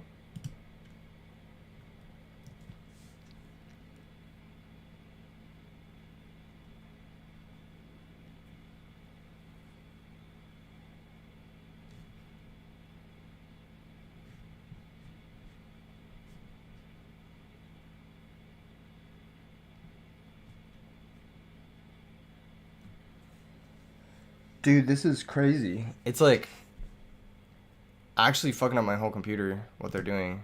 I don't even know what they're doing. Man, that's really frustrating.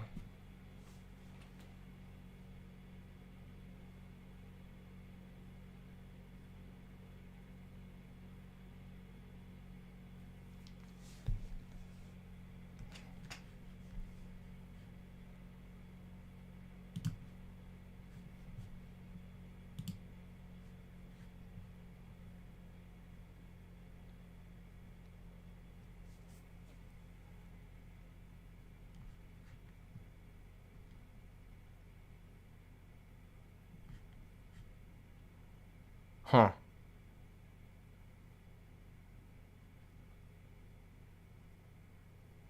Mike says any Eradicator decks in top 32. What an interesting question. What a very interesting question.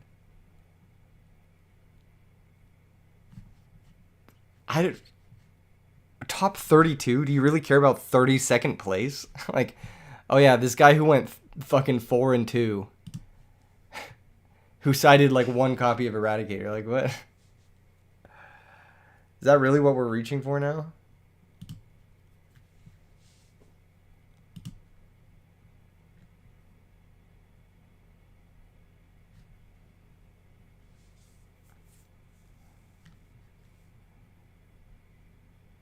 DB is just giving up, man.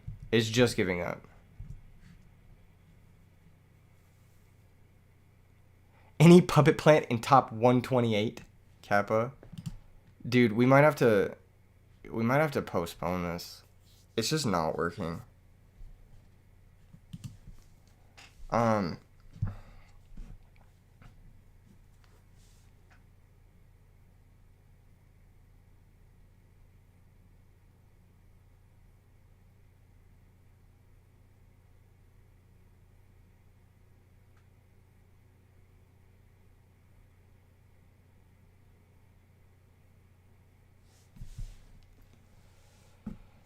Because this shit is just like, dude, this is like literally like, what is happening? Thank you so much for the subscription, Andrew Barnes. Enjoy your members only content.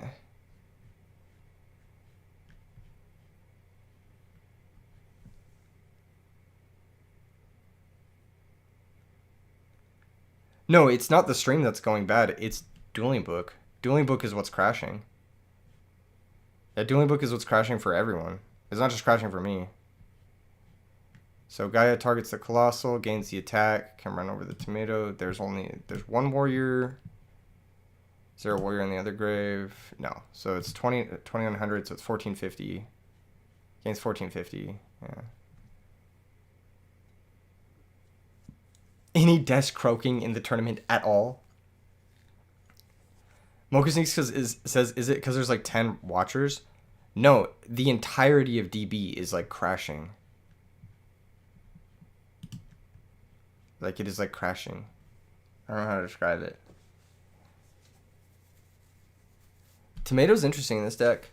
It had good results in New York. How's Life says, why didn't you play? Why didn't I play in this tournament? This tournament that I'm hosting, why didn't I play in it? Great question. You know what? That's a great question. I wonder why.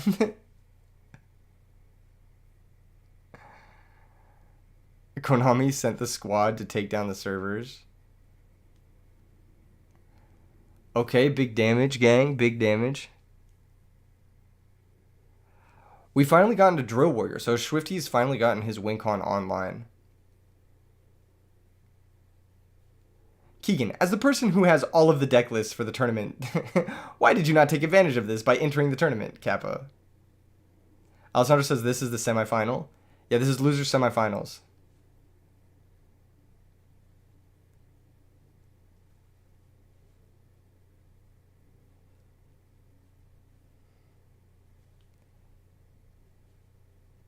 Kaiba participated in his own tournament. Yeah, Kaiba was also notoriously, like, breaking hella rules and just like reinventing them and shit.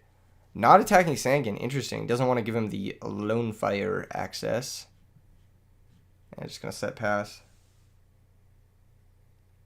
He didn't play because his Iatos DDT deck is too OP. Yeah, it's too powerful. I would have won the tournament so easily. That's why I didn't play Kappa. Oh my god, dude. It's beginning again. The lag is beginning again. It's like we can't have nice things, man.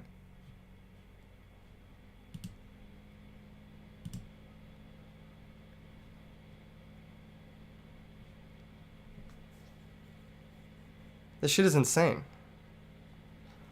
I've closed literally everything but Dueling Book, and Dueling Book alone is like freaking my computer out. How's Life says, why didn't you have someone run it for you? What are you talking about? What are you talking about? I'm streaming the tournament. Why didn't you have someone else stream it for you? What are you talking about? What kind of question is that? I would still have access to all of the deck lists.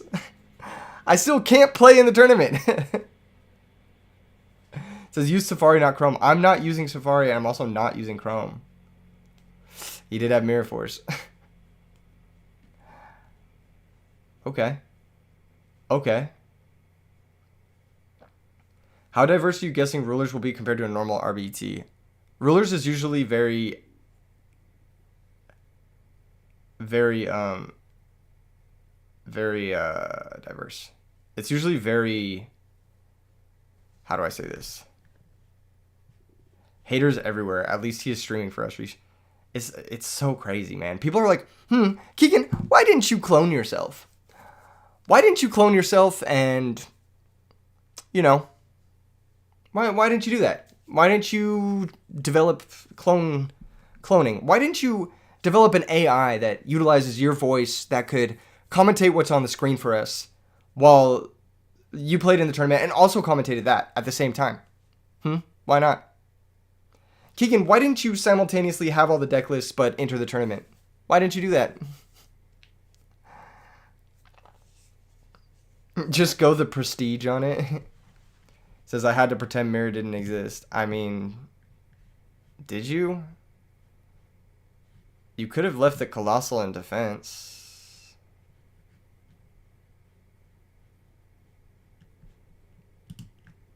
Like,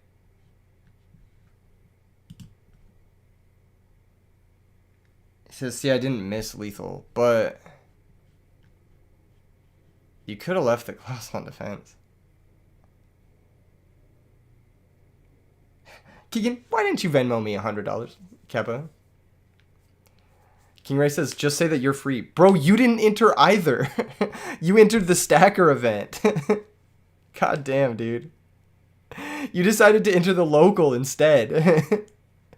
You, the person who actually can enter the tournament, chose not to. That's crazy. That's actually crazy. Fucking clown behavior, man. That's so funny. Alright, we brought back Dandy in attack position. That's something. I mean, it saved him life points, I think.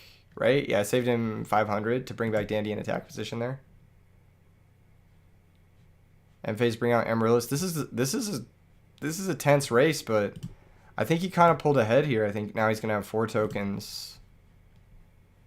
And 1200 should race 800 here, right?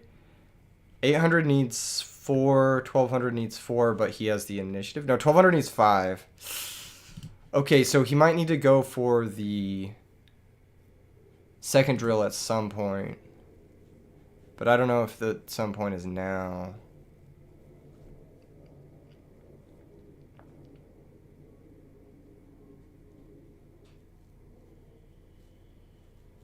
Keegan, why didn't you participate in the remote duel event while I was streaming the RBET?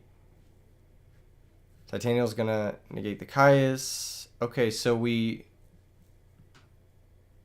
decided we were losing that race, but now we're a turn behind even that. Like, it's still the same situation. If you had brought back Dandy and attacked for 12...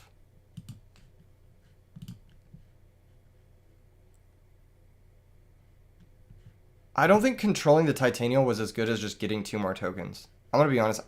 Like, 2 more tokens and 1200 damage here was better. It just was better. Straight up. Yeah, I don't know what he was scared of. Maybe he's scared of, like, Lightning Vortex or something like that. But maybe Dueling Book just, like, is crashing out and it's tilting to watch. I think you're in the same position you were last turn, but now you're just down life points and tokens. And now you have to get back Dandy, but now you're just losing the race entirely. So, yeah, I don't think controlling the Titanial there was good. If anything, controlling the Titanial there was bad because it put another plant in his grave for Amaryllis. I think you just ignore the Titanial. You get back tokens, you build up to double drill, and then you win the race. I think that this was a mistake. You don't go for second drill yet. He didn't have enough cards to go for second drill, but he just decided not to bring back Amaryllis there, so that's interesting. Gorz is gone, so there really is. I don't know. Maybe he's trying to build up to Caius the Amaryllis. That's like his game plan here. I just think that this is so much worse for you if like if he top decks an out to the drill. But hey, who knows? Homom Jamal with the 10 gifties. Let's fucking go. Enjoy your memberships, boys. Enjoy your memberships, boys. Thank you so much, Homom Jamal, for the gifties. My guy, much appreciated. Enjoy your members only emotes. Enjoy your members only content. Enjoy your top 4 here at RBET5 Season 3. Debris into Black Rose second effect? Yeah, that is also on the table. That could have killed him if he had left these in play either way, though. I think he was dying to that no matter what. So that's going to pop a token. Mill 3. No good mills. Jar in deck is good to know about.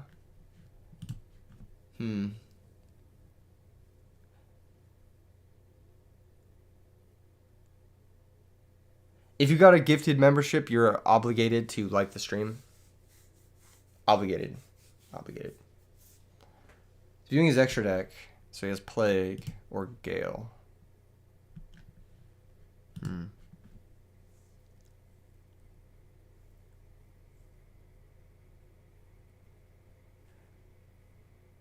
If you guys manage to get a membership, it might be because you have a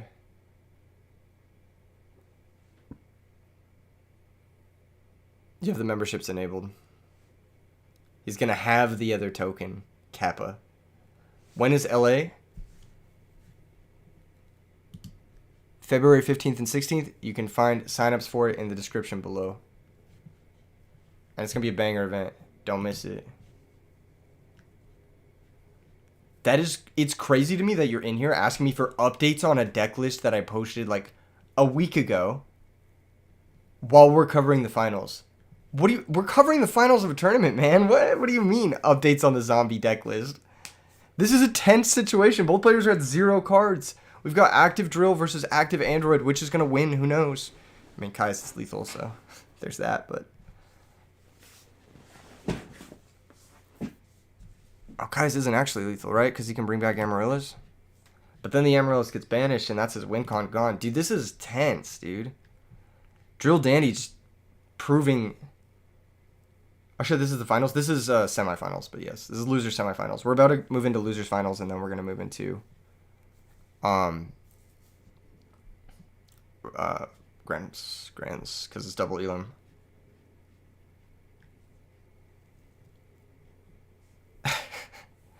Alright, Drill is coming back here.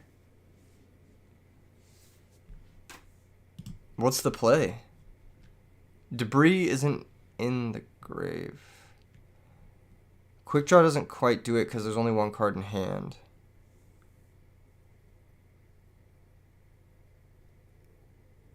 Really curious on the Amaryllis Quick Draw list. I've literally covered it on the channel when it won an Ultimate Time Wizard, and literally everyone told me it was bad. Which is insane, by the way. Which is insane. It won an Ultimate Time Wizard, and I still had fucking chirpers tell me it was bad. Can we just dispel some shit? Can we just dispel some shit real quick? When I say a deck list is good, it's usually pretty fucking good. I play this game enough to know a deck is good. Like, oh my god. It's kind of insane. I get, like, so many people were like, yeah, Welly Dad sucks. Diva is better. And if you look at the results... Welly Dad won last weekend. Second place Ultimate Time Wizard the weekend before that. Fucking, what are you talking about? And then, like, people are like, oh, Quick Draw and Amaryllis is bad, whatever. And here it is having the best result Amaryllis has ever had. You know what I mean? It's made it all the way to the losers finals, which is, like, that's about as good as it's going to get for Amaryllis. Amaryllis has not performed better than a second place, and here it is doing better than that. You know what I mean? Like, what? What the fuck? It's crazy. I'll even pull up decks and be like, this is a first place deck that won a tournament. And people will be like, it's bad. I'm like, what the fuck are you talking about? We gotta dispel some shit, bro. We gotta dispel some shit. People will literally look at a deck that is like winning tournaments and be like, yeah, it's bad. And I'm included in that. I think some decks are bad. But that's just me. Ilgoose, that was the main Ultimate Time Wizard. They broke the main Ultimate Time Wizard into multiple 64 events. They won both of them. It was a European one. I don't remember which one. And it's the same player too. What's tougher to win, an RBET or an Ultimate Time Wizard? RBET, for sure. For sure. It's not even close. RBET is much harder than an Ultimate Time Wizard. By far. And my reasoning for it is that only, like, the real heads play in RBET. Fucking casuals go to YCSs, you know what I mean? But only, like, the top players. Like, this tournament is, like, all good players. Pretty much. This, like, once you get past like round 1, it's like all good players. All decks are bad. Some are just less bad. Let's be real. Yeah, consistency is kind of like, it's like consistency versus power is the discussion of good versus bad, and yeah. Agreed. Yeah.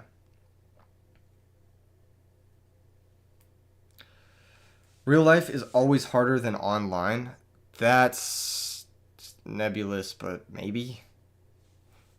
I think it depends. If DB is like lagging like this and shit, it's really tilting for me. Like I can't focus. But online is harder or in person is harder because you have to like physically move around and shit. Like you can't do it from the comfort of your own home type shit.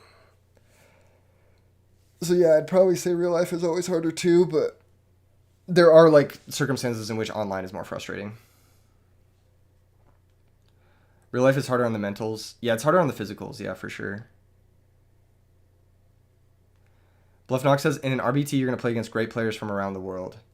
Yeah, that's pretty much it. Yeah. Like, that's kind of the case for Ultimate Time Wizard, but there's just a lot of, like, casuals or people who dropped from the main event or showed up late for the main event who play in the Ultimate Time Wizard at YCS. Like, from Yugoslavia or some shit. That's funny. What are we thinking about here? Win the fucking game. Think about Battle Fader? What are you thinking about? Legitimately, what are you thinking about?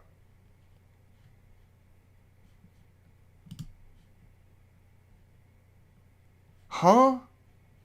Huh?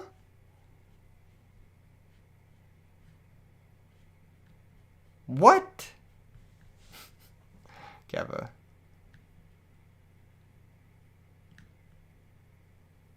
Going to an Ultimate Time Wizard event just for that also shows dedication. Yeah, people do that. Ultimate Time Wizard events aren't, like, easy.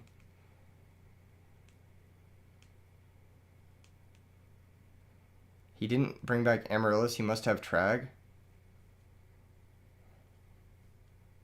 Your mom. Maybe he just doesn't want you to Caius his Amaryllis. You ever think about that? Yeah, no. No, you didn't. You didn't think about that, did you? Did you? Did you, Schwifty? Did you? Nitro plus drill half is game through Gores. Yeah, it is, yeah. It was a choke. It's also game through Trag as well. But I'm not saying anything because I know he's watching the stream. I said go for game. I'm narrating, but I'm not saying the lines.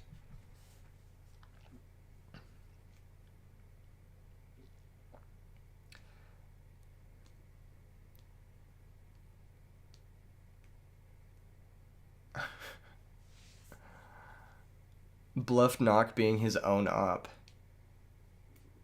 Challenge impossible. Debris would punish hard. Yeah, Debris would punish hard here.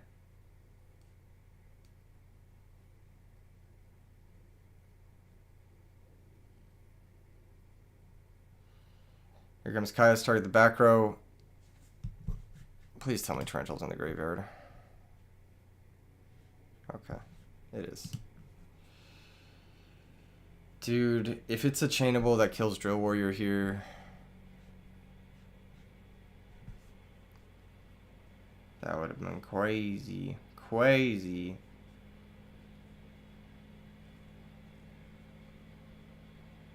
Alright. There's brain control. No concern for Battle Fader. That could definitely be in the deck with triple Cyber Valley, but I don't know, man. Maybe let's consider Trag.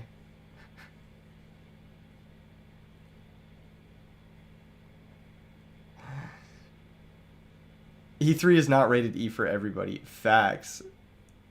Facts, bro.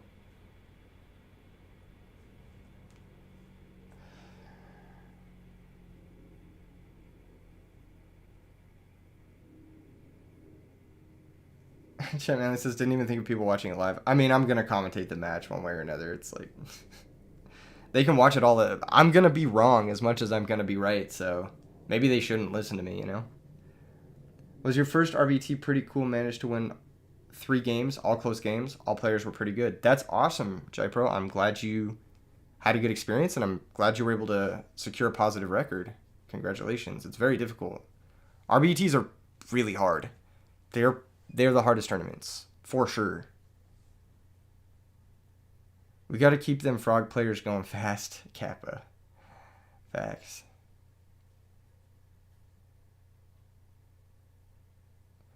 Goes from tense situation to what are you thinking about? Yeah. That's the vibe.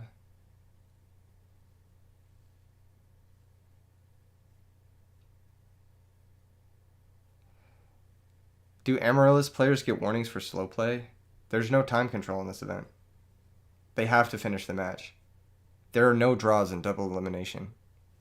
That's why RBT is hard. You can't just sit around on your dupe block and stall into time and Caius burn someone. You can't play like a pussy. You have to fucking actually win the game. That's why RBTs are fucking hard. Double elimination. That's why. These guys have had to win their matches to get this far. They've had to actually win the games.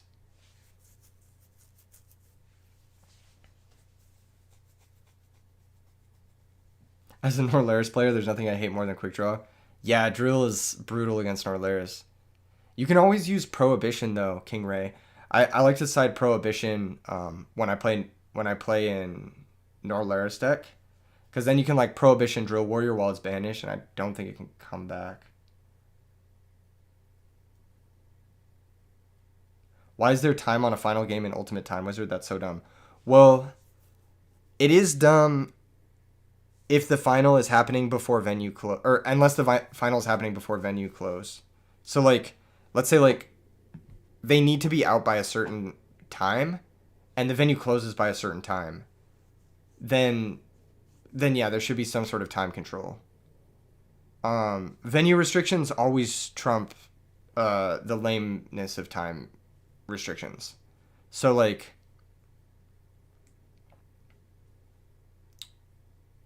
how do I say it? Like if your venue closes at midnight, then you have to be out of the venue by midnight. So you need to have some sort of time control so that the tournament finishes on time. Like that's like the biggest restriction is that. Joseph says scratching beard noises. You know, I haven't scratched my beard that much. It's usually just me like scratching my leg or my knee. But it sounds like scratching my beard because I'm like next to the mic, I guess.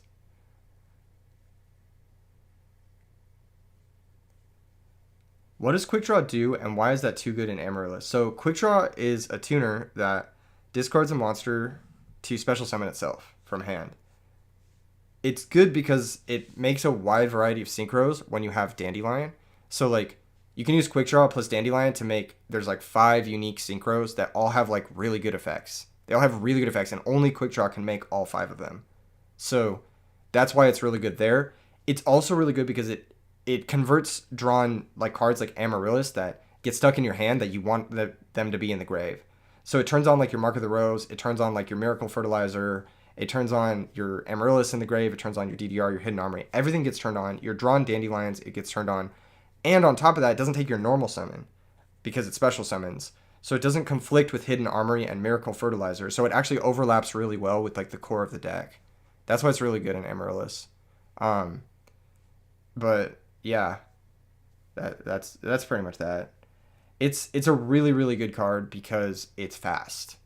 I think people will overestimate the power of card advantage and underestimate the power of speed. And that's why quick draw continues to be underestimated, like, to this day. Like, as an option.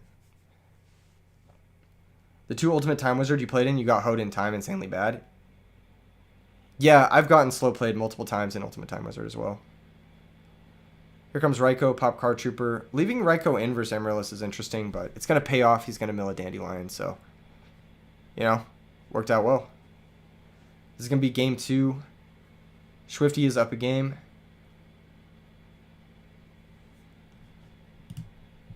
That's a pretty terrible mill from Keza here.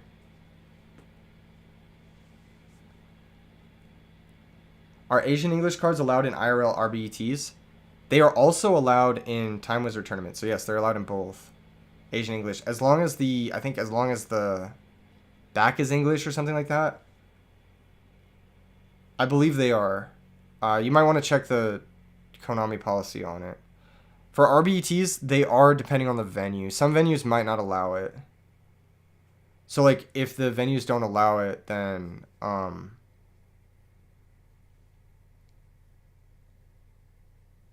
that's up to them.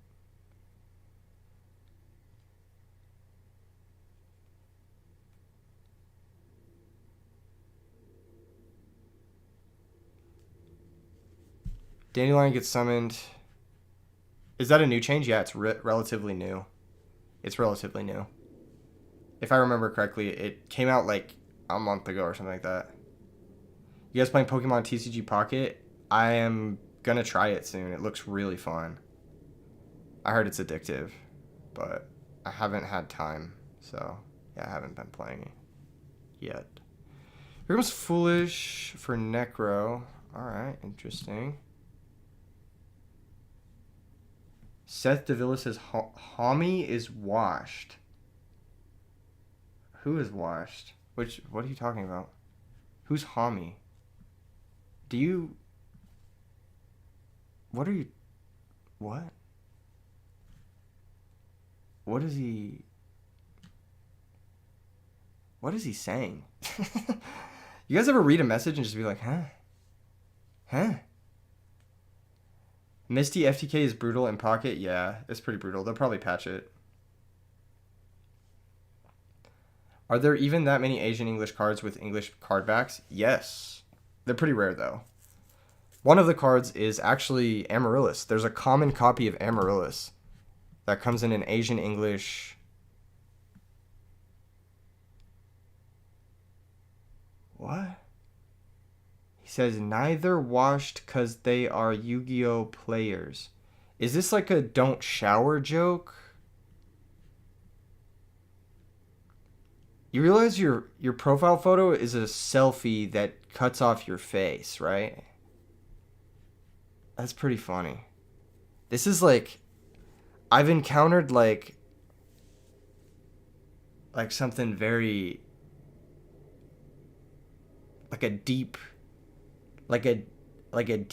algorithmic reach. This is a person I would never encounter in real life, but I've encountered them on the internet type shit. It says, I have no head. So, no head? No, just kidding. All right, E3 is watched because he didn't play in the tournament Kappa. That's so funny. All right, here comes Caius. Caius target the Sangan.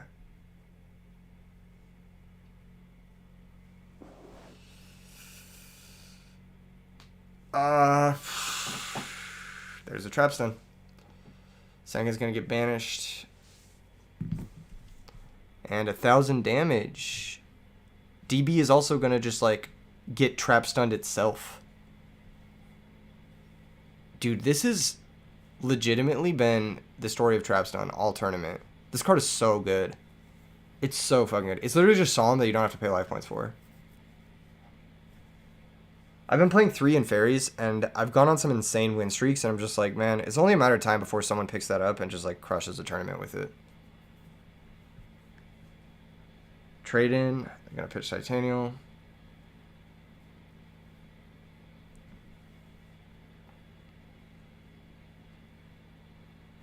Snipe Hunter, if he was a coin flip. Snipe Hunter is a coin flip where both sides are failure. It's 100% fail. That's Snipe Hunter. This post was brought to you by Tribe Infecting Virus Gang. All my homies hate Snipe Hunter. Mark of the Rose, Mystical Space Typhoon. Nice. Alright.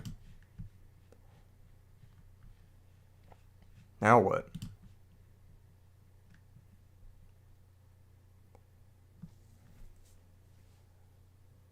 Normal Valley? Okay. He was probably hoping to steal the Caius, get the attack in, then banish with the Valley, but... Now we're looking at maybe banishing with the token. Who knows? Nope. Still got mind control, so... Yeah, Theft Amaryllis, doing what it does best. Thieving.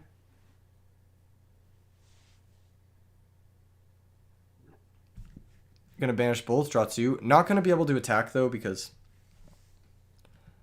Yeah. Schwifty says, how'd I get so minus? But haven't gotten quick draw. How did he get so minus? Because he's down 2 cards here. And tokens.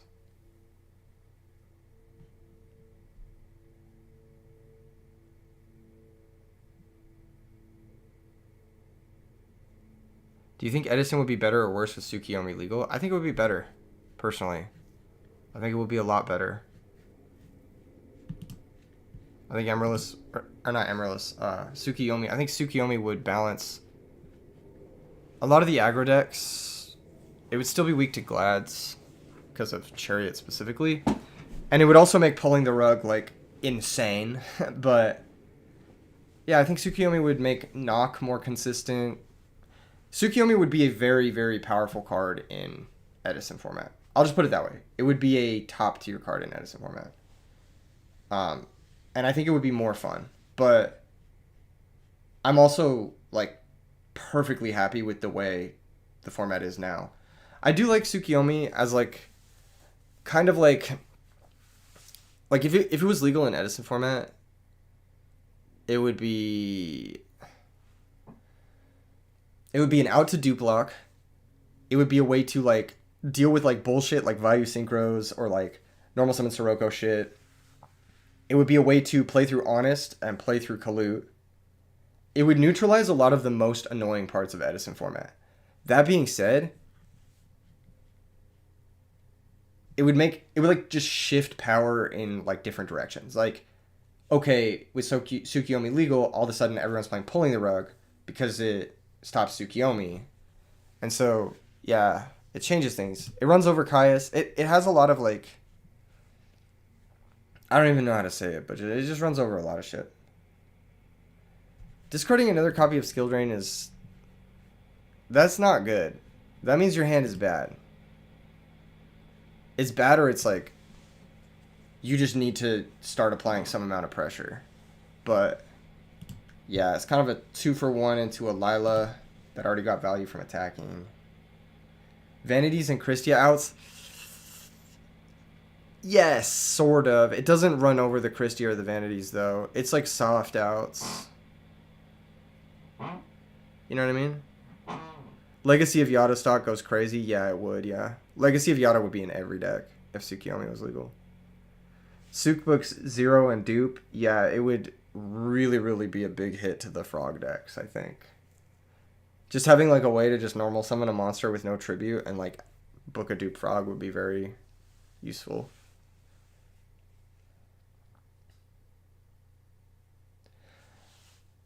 It doesn't run over the dupe either. Yeah, but it allows you to attack with whatever else you have, so that's pretty good. And also, like, I think Suki at 1, 2, or 3, because that also makes a difference. I would think about it at 3, but, you know, if it's at 1, like, that probably doesn't change too much, other than just be a sacky one-of. But people would probably still play it in every deck because it's a dark, and they would also play it in every deck because they could play knock more consistently.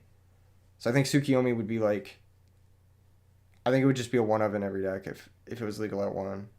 And if it was at 3, it would be really cool. It would make Crush Card insane? You mean Deck Devastation? Crush Card isn't legal in Edison format.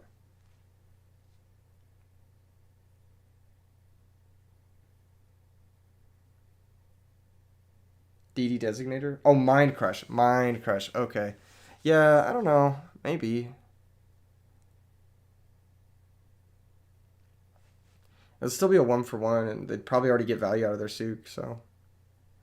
Like, Tsukiyomi's legal in GOAT format, and people don't play Mind Crush.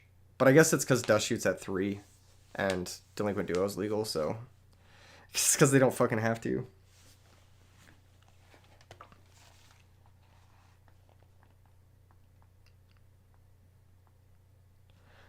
Seth says, I feel like Edison isn't a hard-to-join format competitively. I'm sure I overlook a lot, but it's nothing like modern Yu-Gi-Oh! With its million turn 1 plays. The simple play style makes it easy to learn. You're right. It is easy to learn, difficult to master. That's how I would describe it.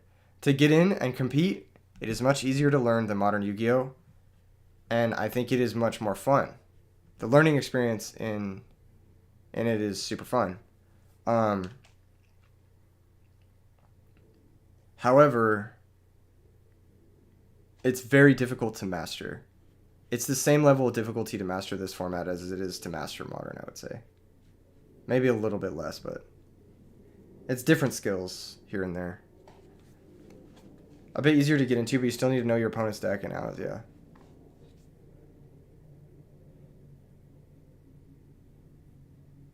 Easier to learn, easier to lose because you played to lose. Yeah. Yeah. Modern feels like I can get, like, die rolled a lot more in Modern. Whereas, like, I can outplay my opponent a lot more in Edison format. There's so many less windows to outplay someone in Modern that there is in... Dude, this shit is just breaking. Dueling Book is just breaking. This attack just broke DB.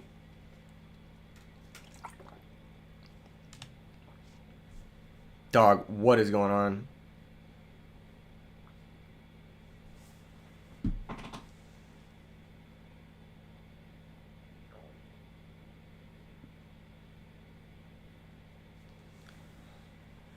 Modern, you have to know every deck's choke points. It's kind of wild, even the bad decks. Yeah, like, how I say it is, like, Modern, you got to do your homework, but once you've done your homework, it's brain dead. You just switch off your brain and you autopilot. And you have to practice matchups, like, a ton. When I was practicing for YCS Vegas, for Modern, it was just like, where do I hand trap this deck? Where do I hand trap this deck? Where do I hand trap this deck? And it was just, like, a lot of memorization and a lot less actually playing the game. Which is stupid. I'm watching a slideshow. Same. So he's going to try to activate second effect, but you need to... Yeah, Skill Drain does negate that effect. Asking if there's a response. He could negate this with Titanial, but I think that might just be a bait. He might just be baiting a Titanial negate. Titanial could just negate the Typhoon if you chained it, though. So there's really no reason to do that. Sounds like Pokemon VGC. I haven't played enough VGC to answer that question accurately. I know Pokemon VGC is a lot of homework, though. From what I've heard. It's a lot of homework and, like, memorization. Like, you have to know every Pokemon's speed stat. I think that's, like, pretty important. When I was playing, like, a lot of online Pokemon during Diamond, Pearl, and Platinum, I think that was like a big part of it. It was like practice. Not practice. You had to memorize every Pokemon speed stat. You're like, okay, Crobat is base 130 or whatever. And like, what was the other shit that was like pretty important? Starmie's base 100 or 120 or whatever the fuck it is. And Mew is base 100 or something. Like, you had to know all their base speed stats so you could know if your Pokemon would go first or second. That was, like, pretty important. Memorizing attack damage numbers to figure out how bulky they are built. Yeah. Yeah, that's... Damage calcs changed a lot for Pokemon.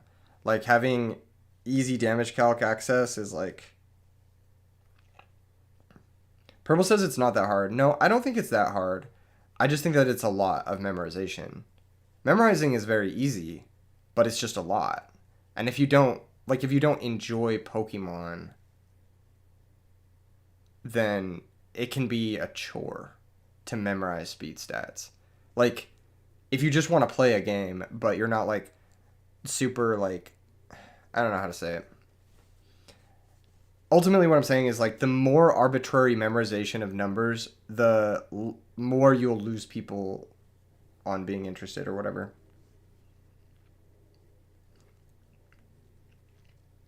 Vicente says, I'm trying modern Yu-Gi-Oh! After playing Edison almost a year. The amount of cards you need to know how to work is really overwhelming. Yeah. You need to know so many cards, and then on top of that,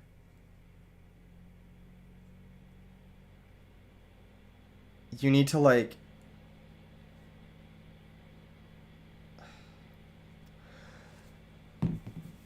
I don't know. You need to know how so many cards work, and you also need to, like, dodge matchups, and you need to get, like, there's just so much factors to it. It's just, like, so many factors that aren't you.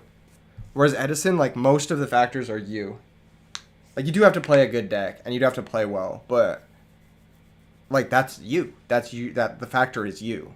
And so it's more, like, about the player than it is about, like, whatever. So why Modern can't get new players because they have to learn everything? Yeah, it's a very high barrier of entry. Very, very high barrier of entry. Wolfie makes multiple hour team videos. If you're at the top, it's insane. You need to know bulk sets, set possibilities, and how you can win and get lucky. Yeah. Yeah, it's kind of like... It'll make you better at Yu-Gi-Oh! If you play VGC, I'm assuming. Because it trains your brain. But any deck you think counters Amaryllis, like, really well? Flamvel's pretty good against Amaryllis. But it's not very good versus anything else, so that's where it is. But yeah, just summon Fire Dog, run over Amaryllis, make Colossal Fighter is usually a winning game plan. Even that, though, you have to be a little bit careful. Cold Madness says Black Wings. Nah, I don't think it's that. I think Amaryllis has gotten better against Black Wings. Like, the builds have adapted.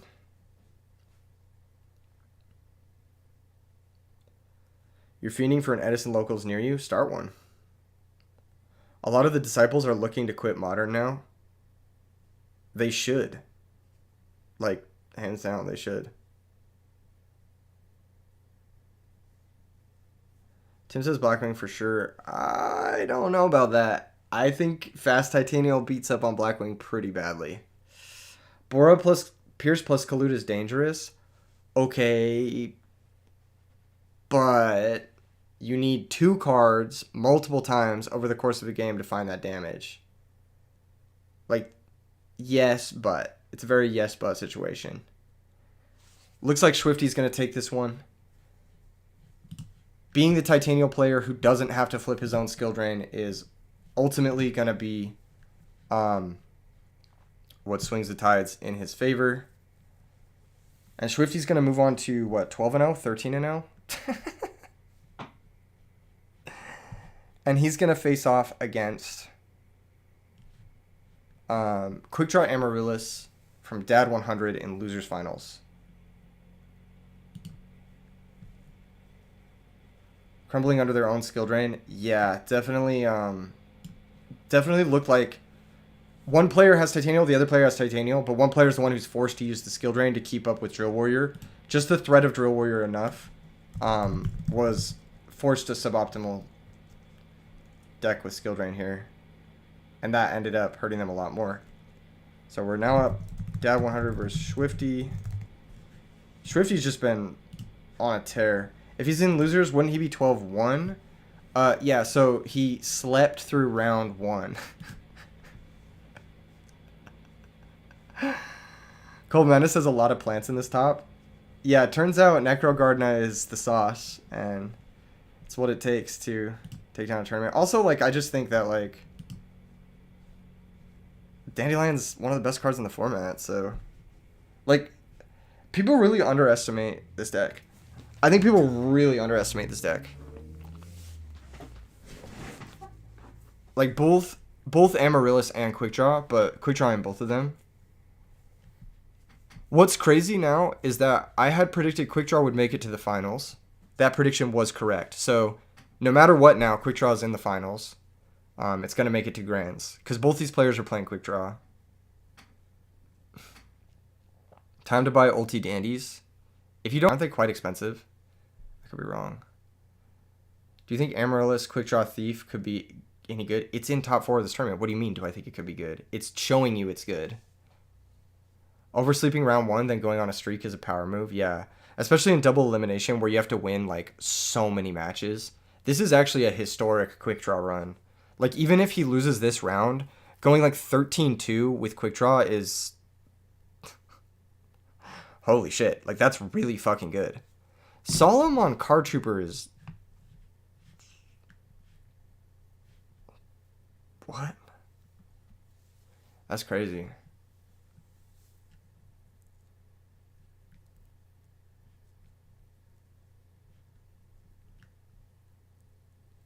Quick Draw made a comeback and shows it's the pound for pound right now. Yeah, I think so. I think Quick Draw might be pound for pound one of the best decks to play in a tournament. Like, okay, let's look at this. Let's look at this. Let's look at this year for Quick Draw. Undefeated Ultimate Time Wizard. People underrated it. Undefeated RBET LA. People underrated it. Undefeated right now RBET5. People are still gonna underrate it. If it gets first place, I think we have to bump Quick Draw up a tier. I like legit think we do. Cause like the fact that it's doing this against, dude, he played Dragon Turbo, he played multiple Hybrid Blackwings, he got Deck Dev turn 1 going second on stream, like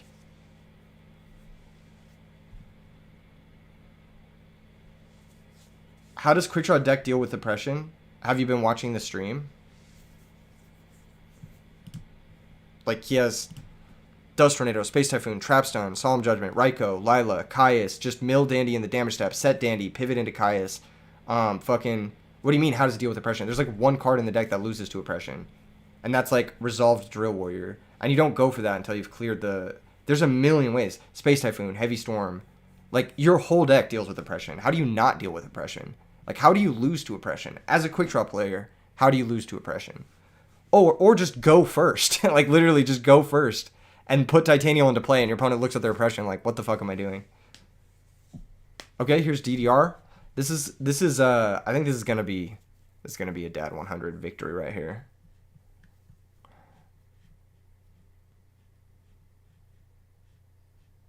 Alright, Titanial crashes. Yeah, being at 1200 versus the burn deck with 2 Amaryllis in the graveyard.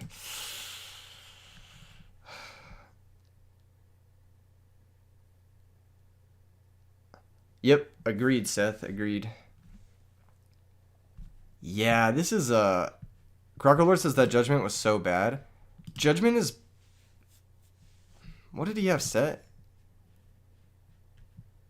What did he have... Did he set Lonefire? Like, what did he have set there? I don't remember.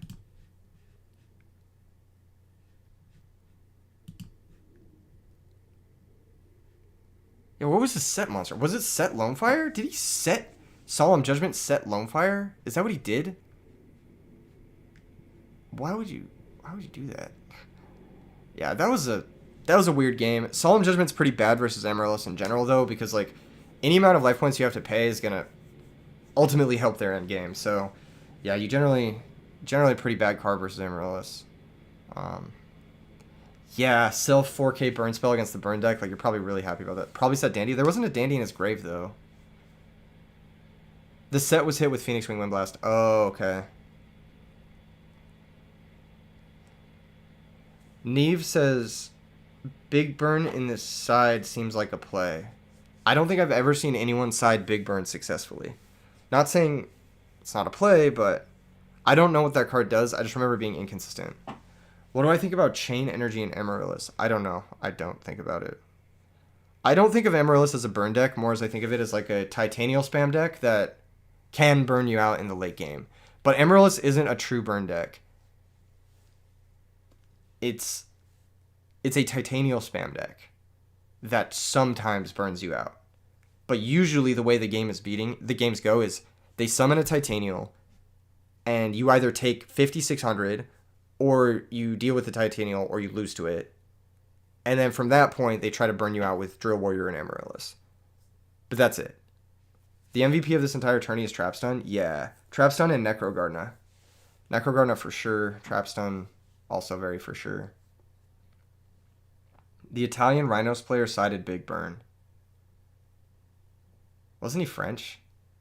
I thought he was French.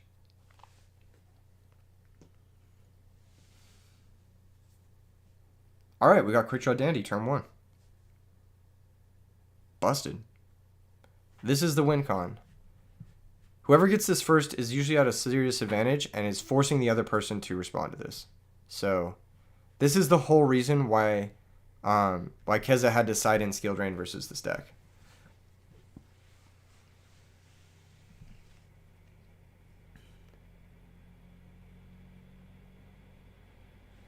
Chain Energy also burns you though, so it's not a good card. I'm just gonna throw this out there. Chain Energy is not a good card. It's two-sided, and you oftentimes need your life points to buy time with Amaryllis. Amaryllis is one of the best decks when it has time, and your life points are your best way to buy time. So here comes Miracle Fertilizer. This is going to be a way to try and fight against the Drill.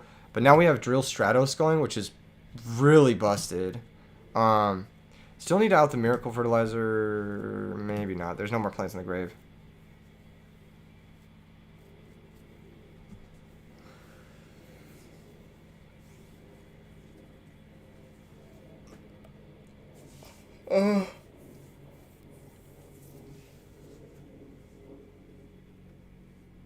Like, I'd probably say you're better off playing Wave Motion Cannon than Chain Energy. Because, like, over the course of a game, you'll probably get an average of 2 turns on your Wave Motion, which is 2k burn. Whereas, like, Chain Energy, you'll probably get an average of your opponent playing maybe 1 to 2 cards before the Chain Energy either gets destroyed or it hurts you. So, like, I would say, yeah, you're probably better off.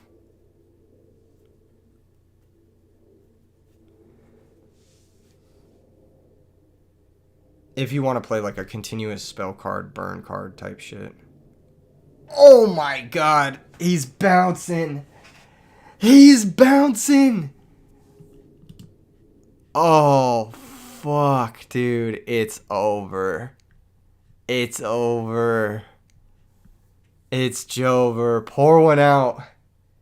Pour one out. It's Jover. Wow. That was fucked up, dude. That was a fucked up summon just then. Oh my god. This is the counter. This is the counter to Drill Warrior. Oof. Oof. That's crazy.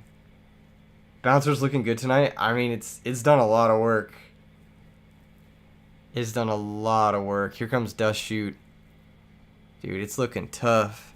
It's looking tough. Thankfully, it can't be special summoned, so you can't bring it out with Miracle Fertilizer. But yeah, dude, that's tough. And then you got the attack position Card Trooper. Oh, no. And you lost your whole Drill. That's tough, bro. That's tough. No plants milled, so still getting insanely lucky, but who knows if that luck's enough. This is kind of the mirror breaker. You summon it and there's dandy tokens and you just pass. And then because there's dandy tokens in play, they can't get their Drill back. He's even got the mirror planned for. Dad 100 was ready for everything, dude. And this is the reason he got first place at that whatever wizard thing. But the real answer is, can he double eliminate Chill Phil in the finals? Or can Schwifty make a comeback here? I mean, this game isn't over. It doesn't look good, but it isn't over. It's either field 2? Yeah, it's either field, yeah. It's just on the field, yeah. Yep. Your brain control taking Titanial. Dad 100 has to... He has to decide here. This is a tough decision. Like, do you think he has a conversion in 2 cards? Is that real? Is the conversion real in 2 cards? Or do you just let him have the Titanium and say, fuck it, have the conversion? Force it.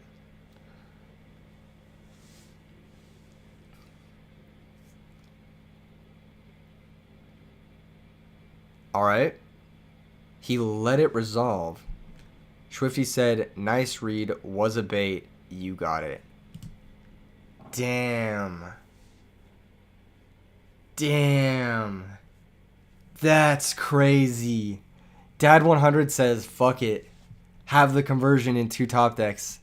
You don't got it like that. And he didn't. And that's going to be the end of Schwifty's run. Dad 100 saying, that bouncer. Dude, Schwifty tried to pull up to the club, and the bouncer said, not in those shoes, brother. Not in those shoes. Not in that shirt. You can't wear that shirt here. He got dress code violated at the club, bro, by the bouncer.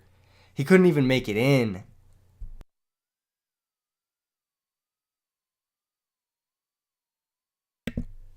Oh, man. Oh, man. Crazy game. Zacchaeus would have been a blowout. No, and he's like, nah, I got it like that. Crazy read from Dad 100. He's going to move on to the finals. So Schwifty cooked. Schwifty cooked. Kevin Richards said we need Schwifty's deck list. That's going to come out probably later tonight for members only and tomorrow for everybody. So if you want to become a member right now, you'll get the deck lists a little bit earlier than everyone else. Top 8 deck lists. Yeah, pretty much. I'll be posting a video with all of them. I'll probably be recording the video as soon as the stream is over. So, yeah. Moving on, though, we've got Amaryllis versus Frog Hero in the finals. So, Chill Phil's run is going to be Amaryllis, Amaryllis, Amaryllis in the finals with Frogs, which has got to be like one of the... It's like the Frog player's worst nightmare. Why is my computer just giving up? What is happening? What the fuck just happened? You have to win 2 matches. Yeah. All right, we're gonna be heading into the finals here. Which is gonna be Dad 100 versus Chill Phil. It's been a long time coming for Chill Phil. Has he won an RBET? This is gonna be Grands Finals. Grands. Hold on. This shit is not let me do anything. Dad 100 versus Chill Phil is going to be coming from winners. And yeah. I think Chill Phil has been in the finals before. You hope Amaryllis wins. It really needs a tournament win. It needs to win 2 matches back to back. So he needs to win 2 matches back to back against Chill Phil to win the tournament. But Chill Phil is just hot off 2 Amaryllis wins, so it looks like he knows how to play the matchup. Dad 100 is going to have to cook, man. He's going to have to cook. I don't know. He's going to have it like that to win this game. If he gets a win, the reprint gets locked in.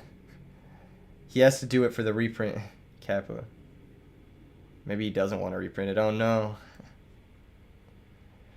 Amaryllis has been in the finals here before, but it has never won a major tournament, so this would be a very first. He does need to win 2 matches to win. What are the decks in the finals? Quick Draw Amaryllis versus Frog Hero. And it looks like Quick Draw Amaryllis is winning the Rock, Paper, Scissors in Game 1. And Revealing Jane main deck. I love this tech. I was playing it. Oh my god. I can't. Why do they always have it? Why is it when you summon Lila's set back row, they always have it? They always fucking have it. And he has a conversion. Oh my gosh, I'd be so mauled. And he gets to make Herbellum. I'd be so mad. I'd be so mad right now. I'd just be like, fuck this game. I would quit out of this match. I would quit out of this match. I'd be so mad. That's so ridiculous. Oh my god. He's too chill. He's too chill. Can anyone stop Chill Phil? Also, this would be Frog Hero's first like big RBET win as well, I think. So, yeah, this is a first time win either way. Which is crazy. Because I think Frogs have they've won one RBET, but it was like a 64-man RBET. Whereas Amaryllis has won one Ultimate Time Wizard, but it was like a 64-man Ultimate Time Wizard. So they both have like the equal like level of wins, but damn, that's crazy. All right. Wait, what? Did he hit an armory then set a monster? He can't do that, right? Did he do that? Am I missing something? What happened there? Where did this hidden armory come from?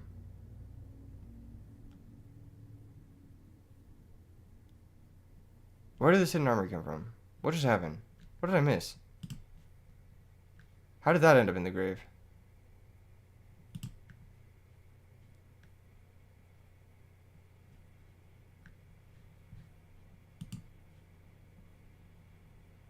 Yeah, no. Wait. This is illegal. Yeah, he hid an armory then set a monster. We need a judge call. Yeah, you can't do that. Yeah. I was like, what the fuck? He did do that. Yeah. Illegal game state. Call a judge. Call a judge immediately. If you're one of these players, go in the Discord and call a judge. Go in the Discord and call a judge.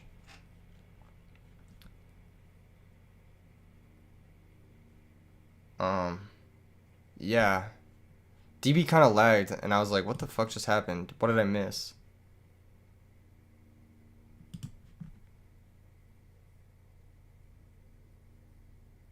Yeah. Go in the Discord and call a judge. They're going to get a judge call on this. And while they're getting this judge call in Grand Finals, Amaryllis versus Hero Frogs, I want to let you guys know that RBET LA is happening. It's going to be the first RBET of next season. February 15th and 16th at Collectors Expo, presented by Toyota. It's going to be an unbelievably sick event. You can register for this event now. The registration's already open. It's you can find the link to the registration in the description of the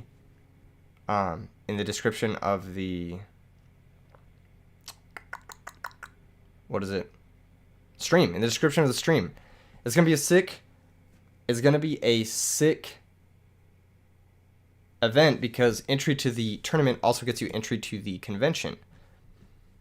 So you get to go to this convention and go to an RBT for the cost of one, basically, for just $50 entry, which is crazy good. There's going to be Yggdrasil Materius playmats, the ones that you guys all love. Yggdrasil is back again for RBT LA. There's going to be an exclusive mat for people who enter, an exclusive mat for top 16, and an exclusive mat for the finalist. So 3 different Yggdrasil exclusive mats for this event. You don't want to miss it. And on top of that, really, really exciting stuff is the voice actors of Yugi and Kaiba will be there, as well as many other voice actors from the show, and a bunch of other people. I mean, it's going to be a convention, so it's going to be really, really sick. So you guys can, like, you know, get your Yggdrasil mat, top 16, and then go day 2 and pay them to, like, get it signed or whatever, and, like, sign your, have the voice of Yugi sign your Yggdrasil finalist playmat or something like that. That would be fucking sick. That's going to be super, super tight. And, you know, even if you scrub out, there's going to be side events. There's going to be, like, a whole convention that's going to be really, really sick. This is a great deal. Like, I can't even tell you guys how good of a deal this is. Just like if you want to go to the convention in general, then entering the tournament is like, it's like a 2-for-1 deal. It's incredible. It's really, really good. And then I believe on day 2, we're also doing another tournament. I believe it's going to be GOAT format. I think there's going to be like a GGP or something like that. So if you also play GOAT format, day 1 is going to be Edison. Day 2 is going to be a major GOAT event. I believe that's the case. I need to clarify with them. I'm pretty sure that's what's happening. But yeah, all of this, once again, thanks to Collectors Expo and Toyota, and it's going to be happening February 15th and 16th. Don't sleep on these signups. Don't sleep on these signups. Don't sleep on them. This is going to sell out. Brian says, how do I participate in the online RBETs? So for the IRL RBETs, you do have to pay, but for the online RBETs, they are free. So for like the one you're watching right now, it was free to enter. So you just have to be in the Discord and join the tournament. Dude, what the fuck? It just kicked me out. I was AFK for 1 second. I was doing a fucking ad read. What? Fuck you, Dueling Book. Dude, I hate this website so fucking much. I hate this so fucking much. This is why we're going IRL. This is why we're going bigger and we're going IRL, because this online shit is just not it. I'm sorry. It's just not fucking it. It's just not it. Oh, this is not it. This is not it. This is the wrong match. This is the wrong match. I clicked on the wrong thing. Hold up, hold up, hold up, hold up, hold up.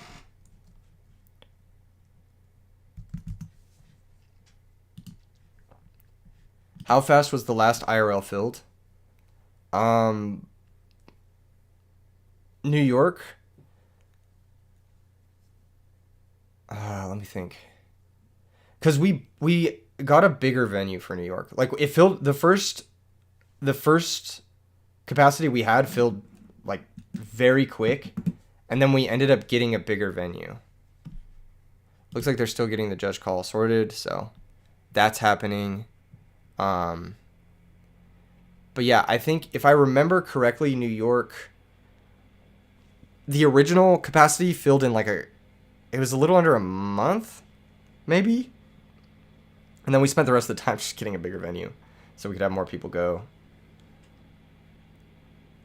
You're getting the logs from players to see if this is repairable. Interesting. Will it be difficult to create a website like DB but only from Edison? Yes. Servers cost money. They cost a lot of money. Like the amount you'd have to pay for specifically this site. Server cost per 1,000 user. So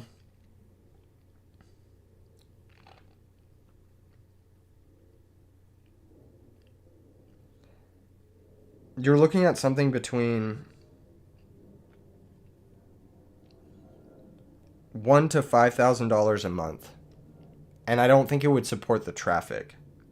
So realistically, it would cost less long term to make an automatic game, I think. But I could be wrong about that. Instead of building an in-browser server. I could be wrong about that. Because I think in order to make a game, it would be an upfront cost. But you'd still need servers for the game too. But you could run the game on a different server that doesn't cost as much. If you buy your own server, you could buy one for I think a lot.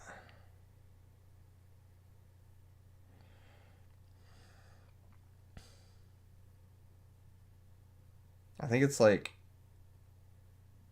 if we were to buy a server for this game,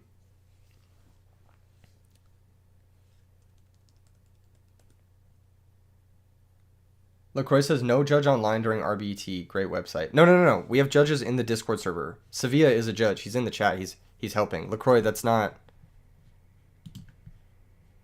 Yeah, this is not. This DB has nothing to do with RBET. It's just where we play it. We don't use their judges. We just use their site.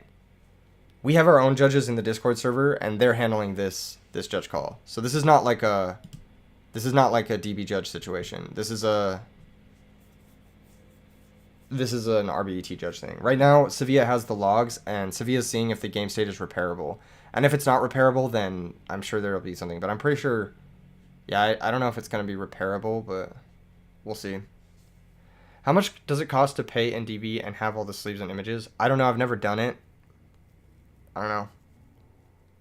Matthew Moore says complaining about DB is crazy to me. I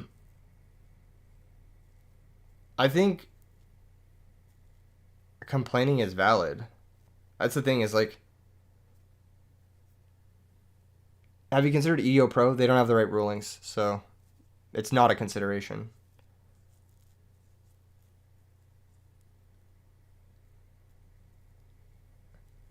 Matthew's like, why are you complaining about DB? It's like a free tool. It's like, yeah, but like, it's also like a fucking hub for like racists and like crazy people that like are incredibly, what is it? Aggressive. To be honest, we don't have real insight into how DB runs. It's an old platform. It's maybe some kind of Stack Overflow like Mega Monolith. We actually do have that insight. You could talk to Diamond Dude about it. I'm sure he knows. There's a bunch of other people who know, and you can even talk to the owner of DB. He's pretty active online. You can go into his Discord server and message him there. He's kind of a troll though, so just a heads up. Omega is buggy as fuck. True.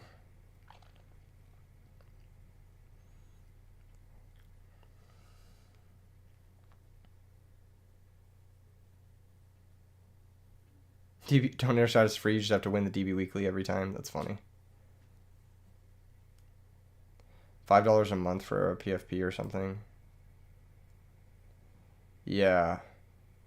We do know how DB runs. I think it's built on top of an old dating platform, if I remember correctly.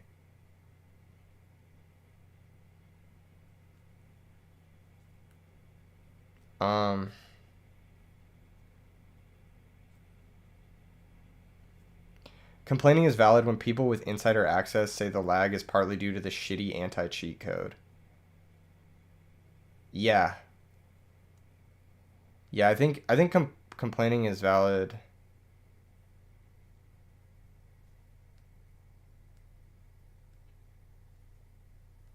Ranked dating goes crazy. How do you think dating apps work? It's the same elo system in Tinder that it is on Dueling Book. That's how it works. Tinder's an elo system. Damn, so we've been playing Grindr the whole time, Kappa. That's funny. Yeah. There's only one dating app that uses algorithm-based matchmaking, and I think it's Hinge. Everything else is elo-based. And they're incredibly predatory, by the way. Just throwing that out there. After having used dating apps a significant amount in my life, I can say that they are incredibly predatory. Very, very, very predatory. Kay says, thanks for running this. Hard to plan any of these due to time zones, but it was worth the 2 5 a.m. wake-ups for the experience. I'm super glad that you've had a good time, Kay. Appreciate it. Thank you for participating.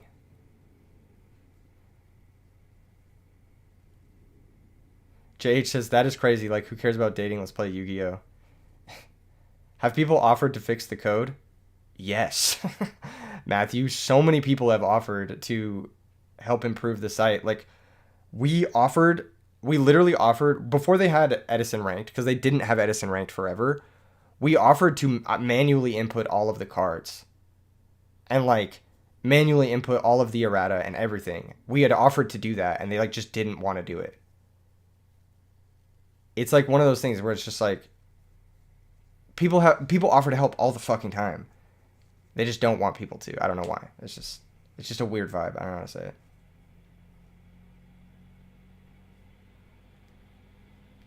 Dating apps is looks maxing plus groom maxing. Yeah, you do have to. That's the thing is like you want to look human on dating apps because AI has gotten crazy. So you have to look somewhat human. So you can't like make yourself look too good or whatever. But I don't know.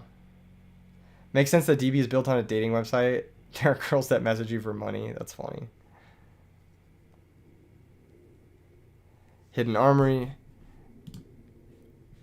Yeah, you guys don't want to dive too deep into Dueling Book. They actually have like a dating part of Dueling Book that's still there, which is creepy, by the way, and you should never engage with it. Outside of like, from like a very removed perspective.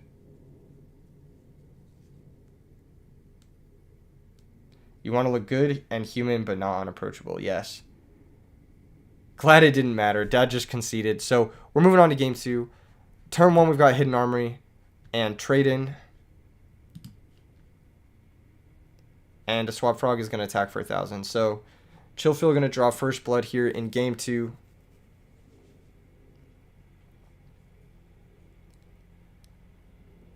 What? Okay, we're going to use Regeki Break to pitch Dandelion. I was like, why are we doing this? But getting Dandelion in the grave makes sense. Anthony says, was looking at DB code recently, can confirm it's held together by Scotch tape and dreams. Yeah, literally, yeah. It's like, how does this site function type shit? But it does. And we've been able to build a community out of it. So it's like, I guess, on one hand, I am very grateful that we've had a way to play and pull off these mass events and put this together. But on the other hand, like, Yu-Gi-Oh's always been a paper game, so we could have just done this in paper from the beginning. But the only reason we ever had to use DB was because of COVID, so it's like this double-edged sword, right?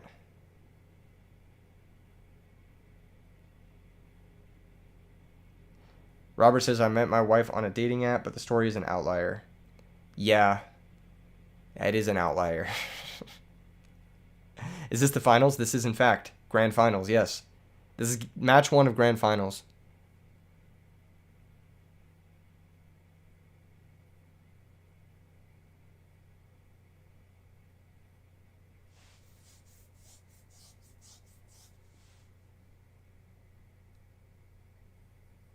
Stratos search alias, okay. Attacking a token. Did he really just draw the token? Did he really summon the tokens? Just full fucking pass? What? What is going on? What is happening? Why have so many of these finals games been so, like, passive? Am I, like... Is this just the case now? Is this just Edison? We just wait till we both have 10 cards and then we OTK each other or something? That's kind of sick. DB essentially has the entire site loaded at once, no matter what page you're actually on. It's nuts. Yeah, it's ridiculous. That's why it takes up infinite RAM. That's why it's making my computer freak out. It's like the only thing I've opened besides OBS.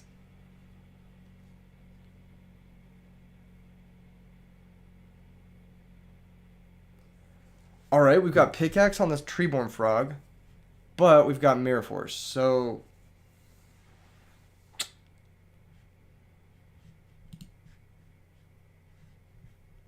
Yeah.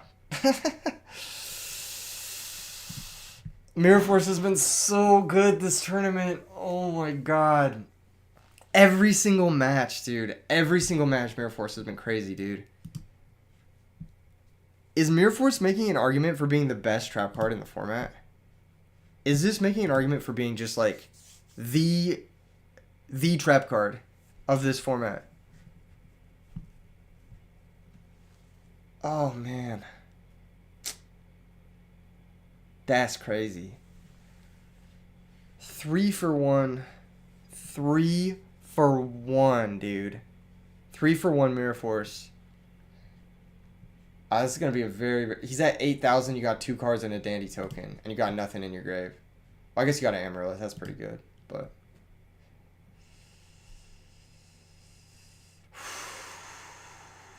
That's tough. That's tough. And we got Soul Exchange, so the substitute token can sack the token. Chillfield will no longer get a battle phase, but I don't think he's going to need one. I think this is going to be wraps. I think Chillfield is going to take this one. I would love to be proven wrong, but this is game 2. He's sided in. He's all ready.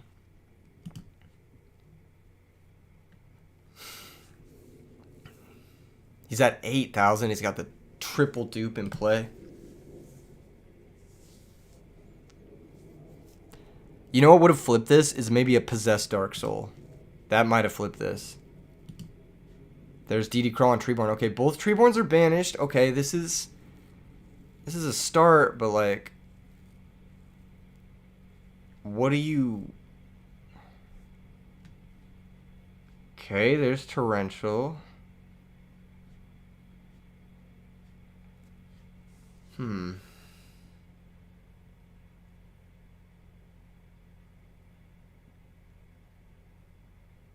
He hasn't even normaled yet. He just cleared a crow and a torrential, and he's still at plus. Oh my god, the lag is crazy. And here comes Vanity's Fiend. You know, I think Dad 100 has a shot here. If he finds an out to the Vanities. I think all things considered, that worked out really well for him. But he needs to find an out to the Vanities, like, immediately. Like, he can't... He needs to find it, like, now. Like, he can't afford to take another hit.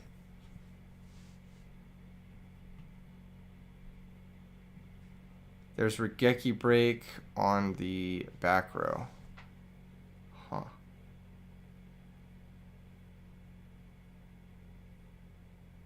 Dust shoot. So yeah. Sack for Caius. It's going to hit a Debris Dragon. And this is going to drop him to 800 life points. Brain Control's off the table now. If he plays it. Lone Fire Blossom here would be an insane top deck.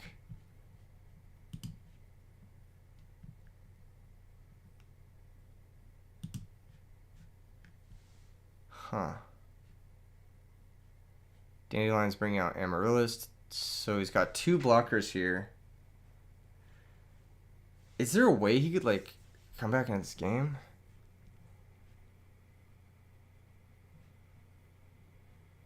Wait. Yeah, bounce Caius. Wait, what are you... Wouldn't you bounce the Caius? I guess you wouldn't want to bounce the Caius here. Congrats to Chill Phil. Wow, he's going to take it 2-0. That's crazy, dude. Double Amaryllis in hand. Once again, Amaryllis the bridesmaid. Not quite the bride, but closer than ever. 2 copies in top 4. And both players going to be... Both players just, like, absolutely insane runs. Congratulations to Chill Phil. I honestly, like... Chill Phil already had his invite. But I'm super happy to see him win. He's one of the coolest people in the scene. He plays in every tournament. He does relatively well, like very consistently. He's just a great guy. So congratulations to Chill Phil. He's going to be your RBET champion with Hero Frogs. And this is the first time Frogs is ever going to win an RBET of this caliber. Yes, it won one that was 64 players, yes. But we don't talk about that one, all right? We talk about this one, right? Chill Phil putting Frogs on the map. So... Crazy. Really the Amaryllis killer. He had to beat 3 Amaryllis to win this tournament. Very, very hype. Very, very hype. Congratulations. Congratulations. Very well done. Very well done. And congratulations to all players in this tournament. This was an absolute banger tournament. We had Schwifty on his crazy, crazy, crazy run from losers round 1 all the way to the finals.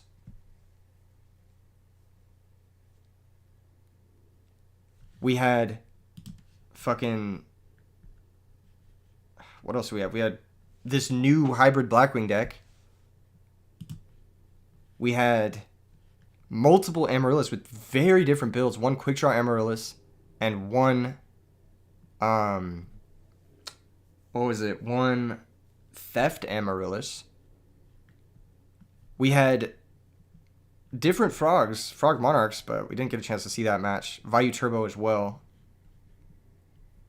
No, great stuff. Great stuff to all players. And thank you guys to everyone who entered. I'm very, very appreciative of everyone who competes in these and has a good time. And once again, RBET Los Angeles is coming up February 13th, or 15th and 16th. You don't want to miss this. You don't want to miss this tournament. It's going to be the most hype shit ever. It's going to be so fucking insane. Imagine going to the first Yu-Gi-Oh event presented by Toyota, presented by Collectors Expo.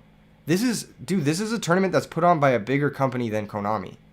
Like, a company that's 100 times bigger than Konami. Think about that. That's crazy. That's fucking crazy. You guys don't want to miss this. Sign up as soon as you can because it will sell out. Like, this event will sell out. It's just a matter of when. And I promise you guys it's going to sell out soon. You don't want to miss this one. So, yeah, stay tuned for more. And if this event sells out, I'm going to get you guys some more banger events as well next year. So thank you guys again for everything. Phil also won the RBET in April on Blackwing versus Amaryllis. Yes, that's right. So Phil now a back-to-back RBET champion. I knew he had one more because I feel like I've had this exact same speech before. I feel like I've said this exact same thing about Phil before. But yes, congratulations to Phil. Now a back-to-back RBET champion. That's crazy. That's really crazy. He might be GOAT status. Phil might be in contention for GOAT status. I think he's coming for rulers, man. I think he's coming for rulers.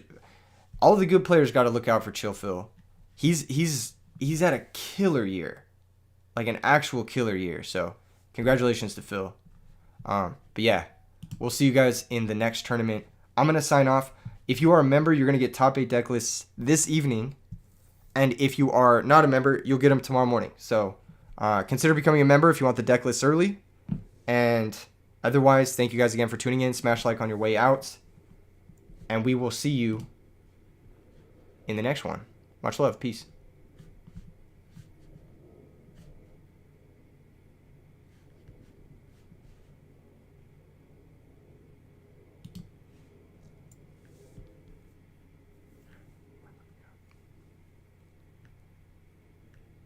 Dude, my computer's like not letting me end the stream. That's actually so funny. I gave the goodbye speech and it's just not letting me end. It's just not letting me stop streaming.